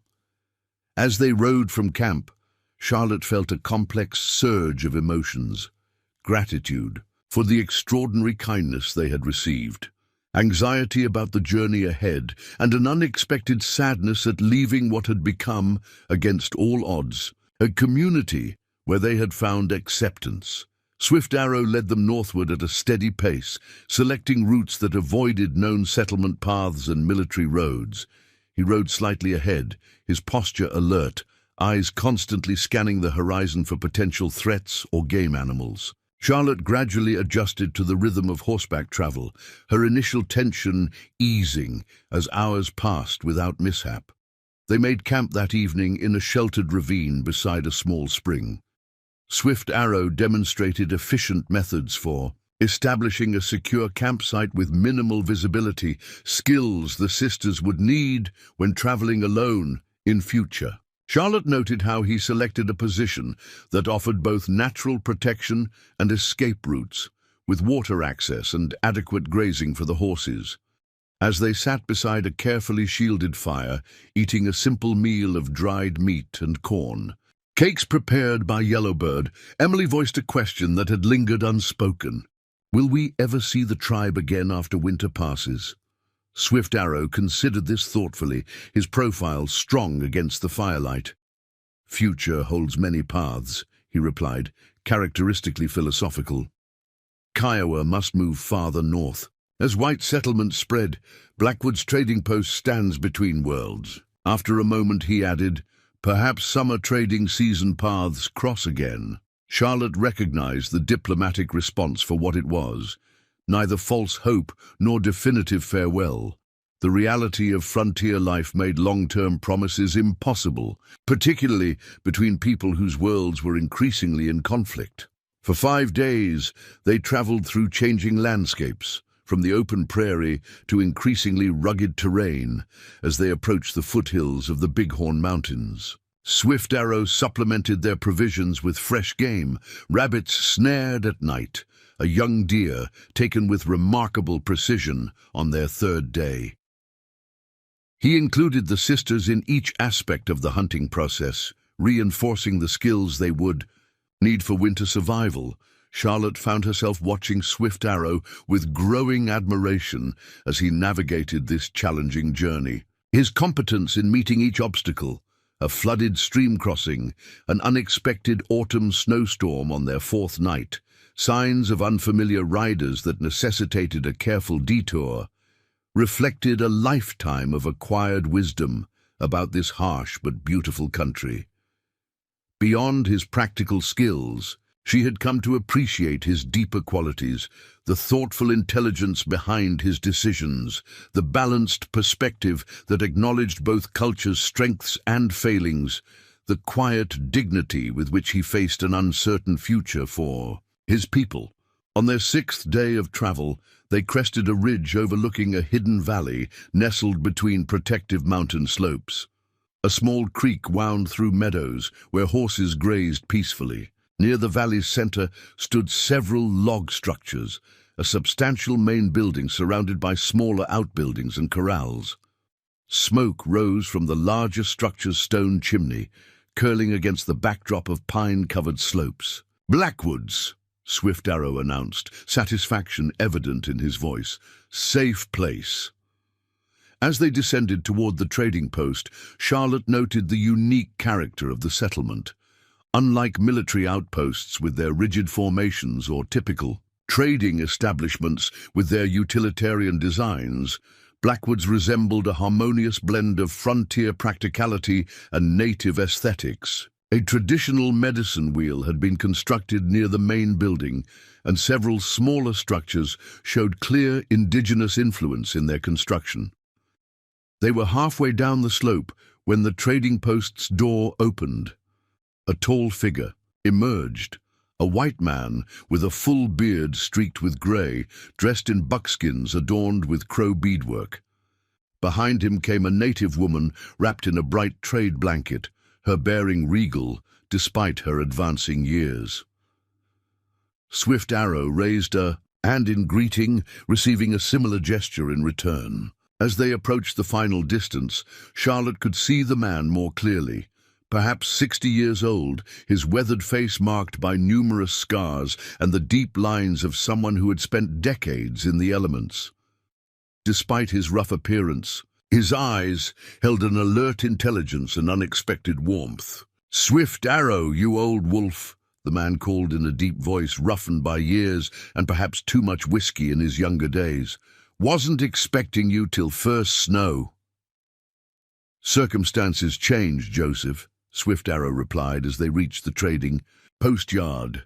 "Friends need winter sanctuary." Joseph Blackwood surveyed the Parker sisters with undisguised curiosity but no apparent judgment. His wife, introduced as Dawn River, studied them with greater reserve, her dark eyes missing nothing of their Kiowa clothing or the way they handled their horses with newly acquired but imperfect skill.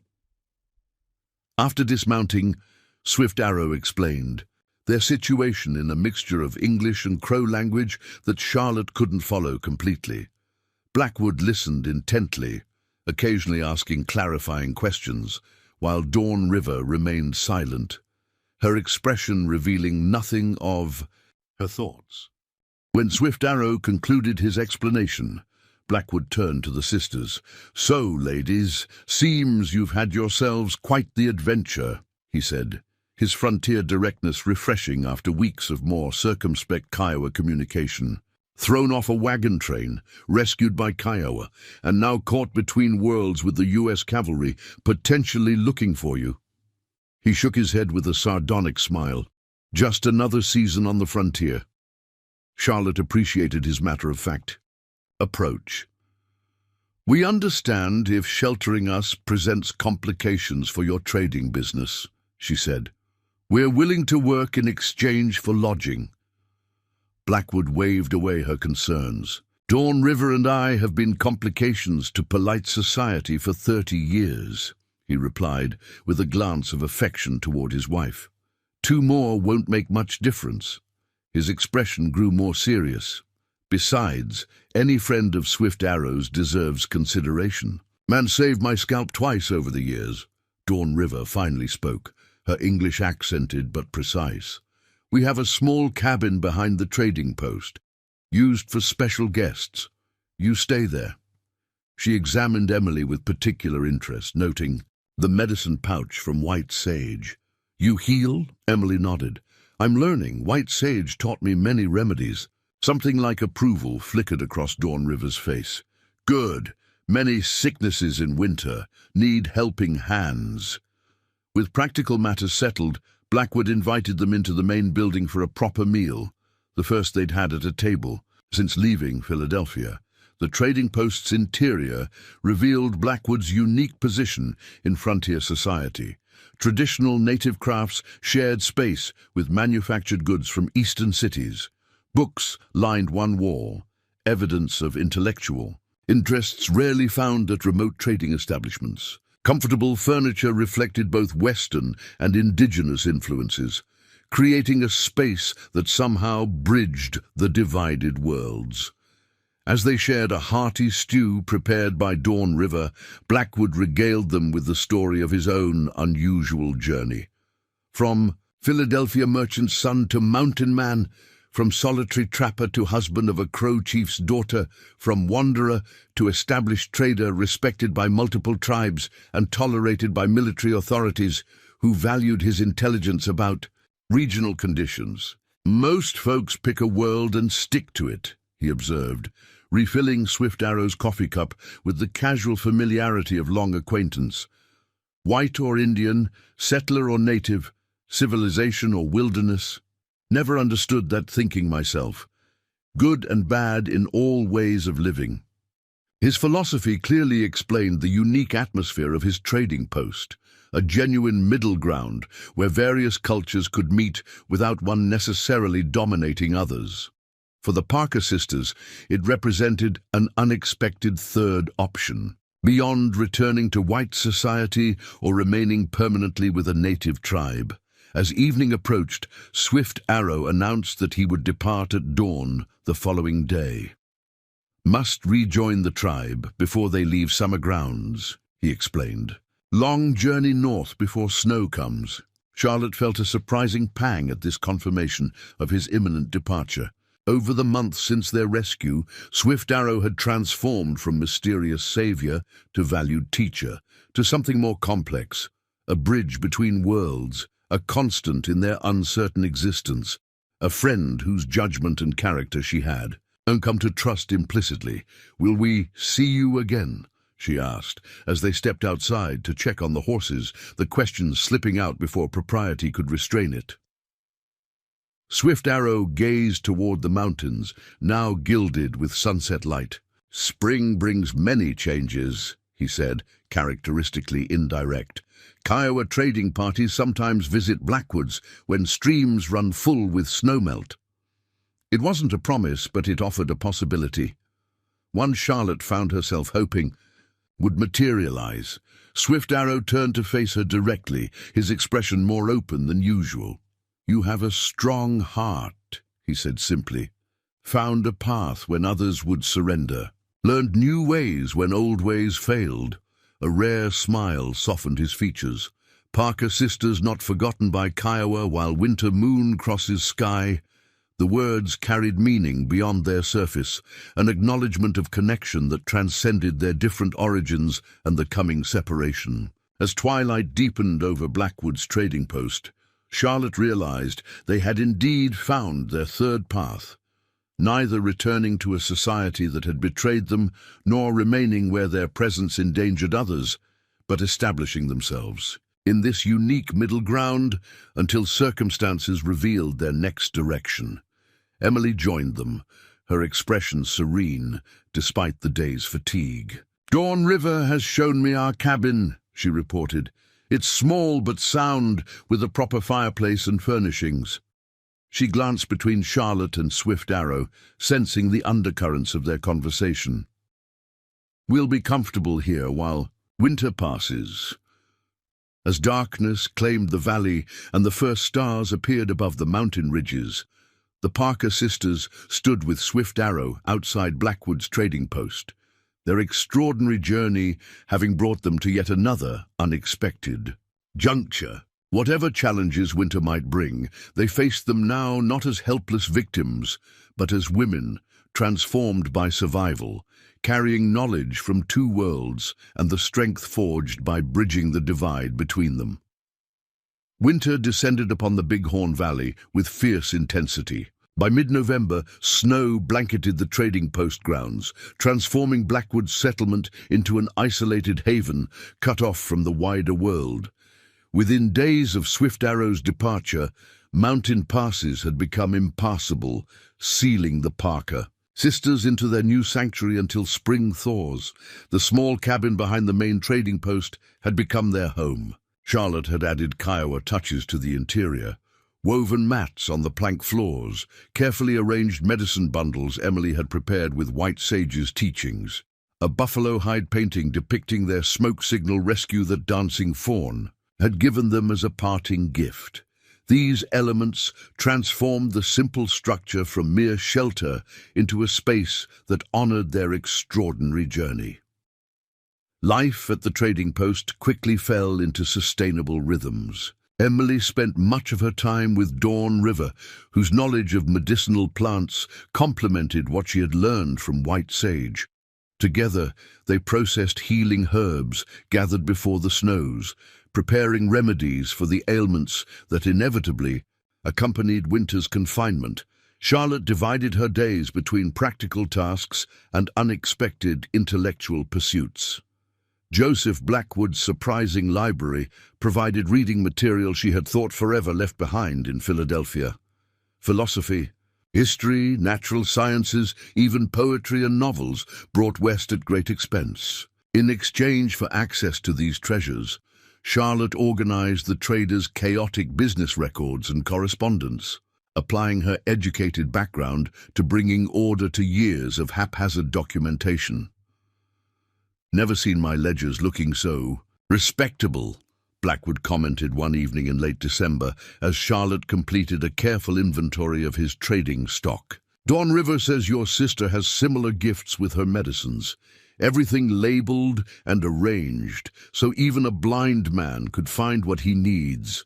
Charlotte smiled at the comparison. We were raised to value order and precision, she replied. I'm thinking of their father's methodical academic habits, though I never imagined applying those principles in such circumstances. Life has strange currents, Blackwood observed philosophically, stoking the substantial fireplace that heated the trading post's main room. Carries people to unexpected shores. He studied Charlotte with the directness that characterized his interactions. You and your sister have adapted better than most who find themselves between worlds. We had excellent teachers, Charlotte acknowledged, thinking of Swift Arrow, White Sage, and the other Kiowa who had shared their knowledge so generously. And motivation beyond mere survival, Blackwood nodded understanding. Revenge can be powerful fuel for endurance. Not revenge, Charlotte corrected thoughtfully. Justice, perhaps. But more than that, a desire to honor those who helped us by making something meaningful from what they gave. The trader seemed pleased by this response. Over the weeks, Charlotte had come to appreciate Blackwood's complex character. Beneath his gruff, frontier manner lay an educated mind, a nuanced understanding of the colliding cultures that defined the American West. His 30-year marriage to Dawn River represented not just a personal choice, but a philosophical position on the possibility of bridging seemingly incompatible worlds. As December yielded to January, occasional visitors breached the winter isolation, trappers seeking shelter from brutal storms, a small party of crow hunters trading fresh meat for coffee and ammunition, once even a lost army scout who departed quickly after securing directions. Clearly uncomfortable with the trading post's multicultural character, these visitors brought fragments of news from the outside world. Most significantly, a trapper arriving in early February reported that military patrols had ceased actively, searching for captive white women, the bitter winter weather having forced a suspension of operations until spring. Officer at Fort Laramie told me the whole thing's likely a fabrication, the weathered mountain man related over dinner. Said the wagon train leader who reported it, Mitchell, I think, had a reputation for exaggeration. No evidence of any attack found, and no tribes in the area reported conflict. Charlotte and Emily exchanged significant glances at this information. It seemed Warren Mitchell's lie had begun to unravel under scrutiny, though whether this resulted from inconsistencies in his account or simply the military's unwillingness to commit resources to an extended search remained unclear. "Did you hear anything about what became of Mitchell himself?" Charlotte asked carefully, keeping her tone conversational. The trapper shook his head. "Continued on to Oregon Territory last anyone knew. Though there was talk of some legal troubles catching up to him, something about land claim irregularities back east." He chuckled darkly. Frontiers full of men running from their past, reinventing themselves with each new territory. This nugget of information provided Charlotte with unexpected satisfaction. Perhaps Mitchell would face consequences for his actions after all, though not necessarily for his betrayal of the Parker sisters. February brought the winter's deepest cold, days when breath crystallized instantly and even brief exposure risked frostbite. During this time of enforced indoor confinement, Emily began documenting her medicinal knowledge in a journal Blackwood had provided, combining White Sage's Kiowa treatments with Dawn River's crow remedies and what she recalled of their father's medical books. "This could be valuable beyond our personal use," Charlotte observed one evening as she reviewed her sister's careful illustrations and notes. "Few physicians have access to traditional native healing practices." Emily looked up from her writing, her expression thoughtful. "That crossed my mind as well. Father always said indigenous knowledge represented centuries of practical observation and experimentation. She traced a finger along a detailed drawing of a plant used for treating infection. Combining these traditions with modern medical understanding could save many lives. Charlotte recognized something significant in her sister's tone, a growing sense of purpose beyond mere survival. Emily had discovered not just an aptitude, but a passion for healing arts that transcended cultural boundaries. "You're considering a future in medicine," Charlotte said, making it a statement rather than a question. Emily nodded slowly. "If circumstances allow." "Dawn River says there's a doctor at Fort Laramie who sometimes trades for native remedies. She thinks he might be willing to provide formal instruction in exchange for the knowledge I've gathered." The prospect represented a remarkable transformation from the artistic dreamer who had joined the wagon train west. Trauma and survival had forged Emily into someone with clearer purpose and unexpected strength. Still artistic, but with her talents now directed toward healing rather than merely documenting the world around her. March arrived with the first tentative signs of approaching spring. Slightly longer daylight hours, occasional thaws that exposed patches of muddy ground before the next snowfall reclaimed them. Charlotte found herself increasingly drawn to the ridge overlooking the valley's southern approach, watching for travelers who might bring news from the wider world.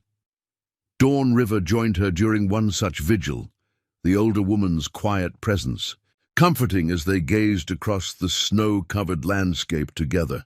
"You watch for Kiowa," the trader's wife observed with gentle directness, "for Swift Arrow." Charlotte didn't deny it. Over the winter months, she had come to acknowledge, at least to herself, that her interest in Swift Arrow had deepened beyond gratitude or admiration into something more personal.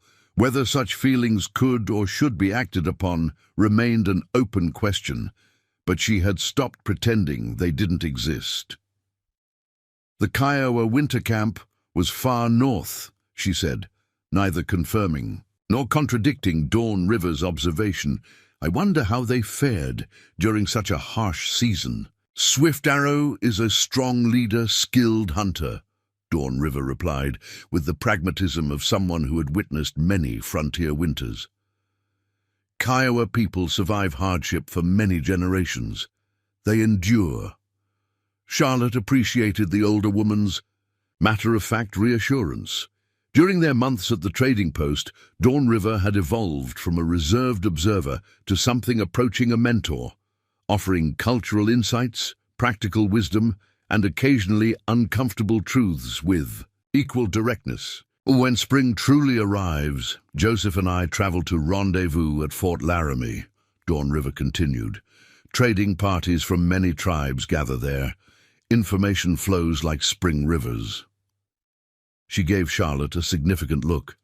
"Questions find answers at rendezvous." The implication was clear. The upcoming traders' gathering would provide opportunities to learn about the Kiowa band's welfare and perhaps receive news about Swift Arrow specifically. It would also likely bring more information about Warren Mitchell's activities and any continuing official interest in the missing Parker sisters. As March yielded to April, the valley underwent dramatic transformation. What began as isolated patches of exposed ground expanded daily as the strengthening sun reclaimed territory from winter's grip. Streams swelled with snowmelt, their joyful gurgling providing constant background music to the trading post's reawakening activities. Blackwood spent days preparing for the upcoming trading season, sorting winter-processed furs, repairing equipment neglected during cold months, and taking inventory of supplies needed from eastern sources. Charlotte assisted with documentation and correspondence, carefully recording transactions and coordinating orders that would journey east with the season's first freight wagons. Emily divided her time between completing her medicinal manuscript and helping Dawn River with the practical tasks of spring, planting the small kitchen garden that would supplement their provisions, assessing which stored foods had survived winter storage and which had not, preparing remedies for the inevitable ailments that accompanied seasonal transitions. By late April, the main valley trails had cleared enough for the first traders to arrive, a party of 3 French-Canadian trappers bringing winter-caught beaver pelts to exchange for ammunition and tobacco. They carried newspapers from St. Louis, months old, but still providing a welcome connection to the wider world. While examining these papers, Charlotte found something that sent ice through her veins despite the warming spring air. A small notice, reporting that Warren Mitchell had been appointed to a territorial commission overseeing land grants in Oregon Territory. The man who had betrayed them and left them to die had not only escaped consequences, but actually advanced his position and influence. "This changes our calculations," she told Emily that evening, showing her the newspaper. "If we come forward publicly now, we'll be challenging a government official rather than merely a wagon train leader." Emily considered this soberly, and with his new position, he has even greater motivation to ensure we're never heard from. The sisters discussed their options late into the night, weighing risks against principles, safety against justice. By morning, they had reached a decision that balanced prudence with integrity. They would document their full story in sworn affidavits witnessed by Blackwood in his capacity as a licensed trader, then entrust these documents to reliable authorities at Fort Laramie for safekeeping. This would establish their account without immediately bringing them into direct conflict with Mitchell. A wise compromise, Blackwood approved when they presented the plan. Forces of justice sometimes work slowly, but having your testimony properly recorded ensures Mitchell can't escape accountability forever. The first week of May brought final preparations for the journey to the Fort Laramie rendezvous. Blackwood's trading wagon was loaded with winter-accumulated goods, the most valuable furs protected in oiled canvas, trade goods carefully inventoried and secured. For the Parker sisters, the approaching departure stirred complex emotions. Their months at the trading post had provided not just shelter but healing, physical, emotional, and spiritual. They had arrived as refugees from violence and betrayal. They would depart as women transformed by extraordinary experience, carrying knowledge from multiple worlds and clearer purpose for their futures. 2 days before their planned departure, Charlotte's habitual ridgetop vigil was rewarded. A small party of riders appeared on the southern approach, 5 mounted figures moving with the distinctive horsemanship of plains tribes rather than white settlers or military personnel. Her heart quickened as she hurried back to the trading post. "Riders approaching from the south," she reported to Blackwood, trying to keep her voice casual despite her inner excitement. "Native, not military or settlers." The trader stepped onto his porch, shielding his eyes against the spring sunlight. After studying the approaching party for several moments, a slow smile spread beneath his graying beard. "Kiowa," he confirmed. "Lead rider looks to be Swift Arrow himself." Charlotte felt a rush of emotions too complex to analyze. Relief at confirmation of his survival through the harsh winter, anticipation of reunion, anxiety about what news he might bring of the tribe that had saved them, and deeper feelings she had acknowledged but not resolved during the long winter months. As the riding party drew closer, Charlotte could confirm Blackwood's identification. Swift Arrow led the small group, his straight posture and distinctive profile immediately recognizable even at distance. Behind him rode Strongwater and young Hawk, who had helped rescue the sisters, along with 2 younger men Charlotte didn't recognize. Blackwood raised a hand in greeting as the riders entered the trading post yard. Swift Arrow returned the gesture, his expression revealing nothing of his thoughts. As his gaze swept the assembled welcome party, Blackwood, Dawn River, Emily, and Charlotte. For a moment, as he dismounted with fluid grace, Charlotte feared months of separation had returned them to the formal distance of their earliest interactions. Then his eyes met hers directly, and something in his carefully maintained reserve softened. "Charlotte Parker," he said, the rare use of her full name carrying significance beyond the simple words. "Emily Parker. Good to find you well." "Swift Arrow," Charlotte replied, surprised by the steadiness of her voice despite her inner turmoil. "We've wondered about the tribe's welfare throughout the winter. Was it very difficult?" "Hard winter," he acknowledged, "but Kiowa endured. New hunting. Grounds proved good despite the deep snow." His gaze held hers a moment longer than necessary. Many asked about the Parker sisters when spring councils met. As the travelers were welcomed into the trading post for refreshment after their journey, Swift Arrow explained the purpose of their visit. They had come to trade winter-processed buffalo robes and to gather information about military movements before the larger seasonal migration of the tribe. "Chief Greyhorse remembers war patterns from the past," Swift Arrow explained as they shared a meal inside. "Spring brings soldiers back to plains, wishes to avoid unnecessary conflict." "Wise thinking," Blackwood agreed. "Word from Fort Laramie suggests increased patrols this season." New commander eager to make a name for himself, the conversation turned to practical matters. Safe travel routes, areas to avoid, information about other tribes' movements that might affect Kiowa plans. Throughout these discussions, Charlotte noticed Swift Arrow occasionally glancing her way, as if gauging her reactions, or perhaps simply reassuring himself of her presence.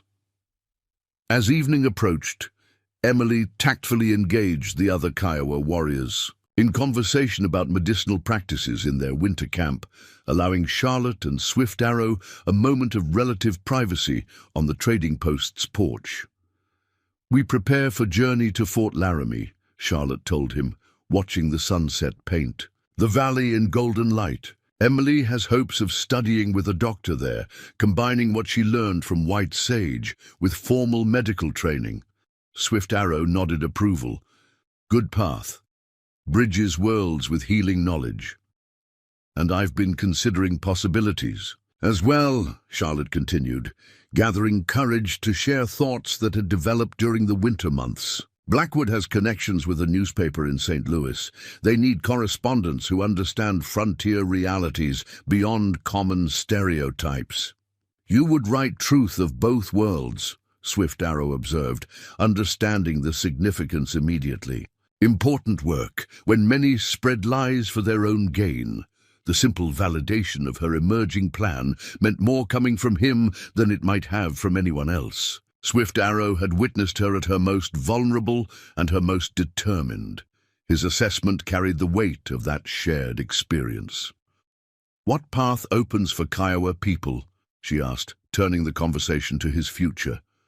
"Will the tribe continue moving northward?" Something shifted in Swift Arrow's expression, a momentary glimpse of the weight he carried as a leader responsible for his people's welfare in increasingly constrained circumstances. "For now, yes," he replied, "but each season, safe territories grow smaller, more forts built, more settlers arrive, more treaties broken." He gazed toward the distant mountains. "Some young men speak of warpath, elders counsel patience, difficult balance."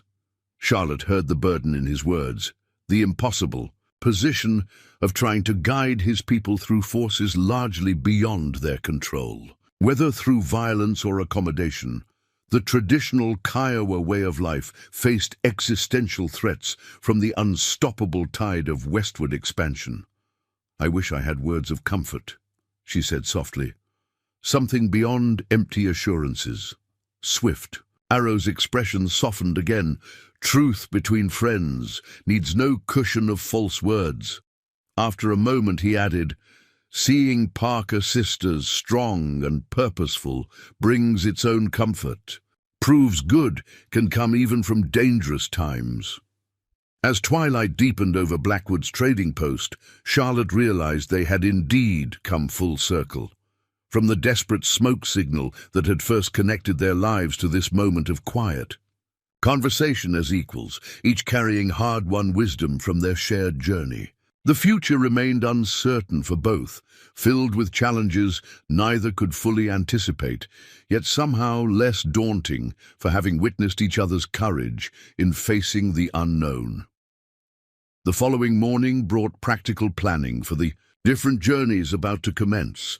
The Parker sisters and Blackwoods to Fort Laramie, Swift Arrow's party back to the Kiowa summer gathering place. Maps were consulted, routes discussed, potential hazards identified with the methodical attention of experienced plainsmen and women who understood the consequences of poor preparation.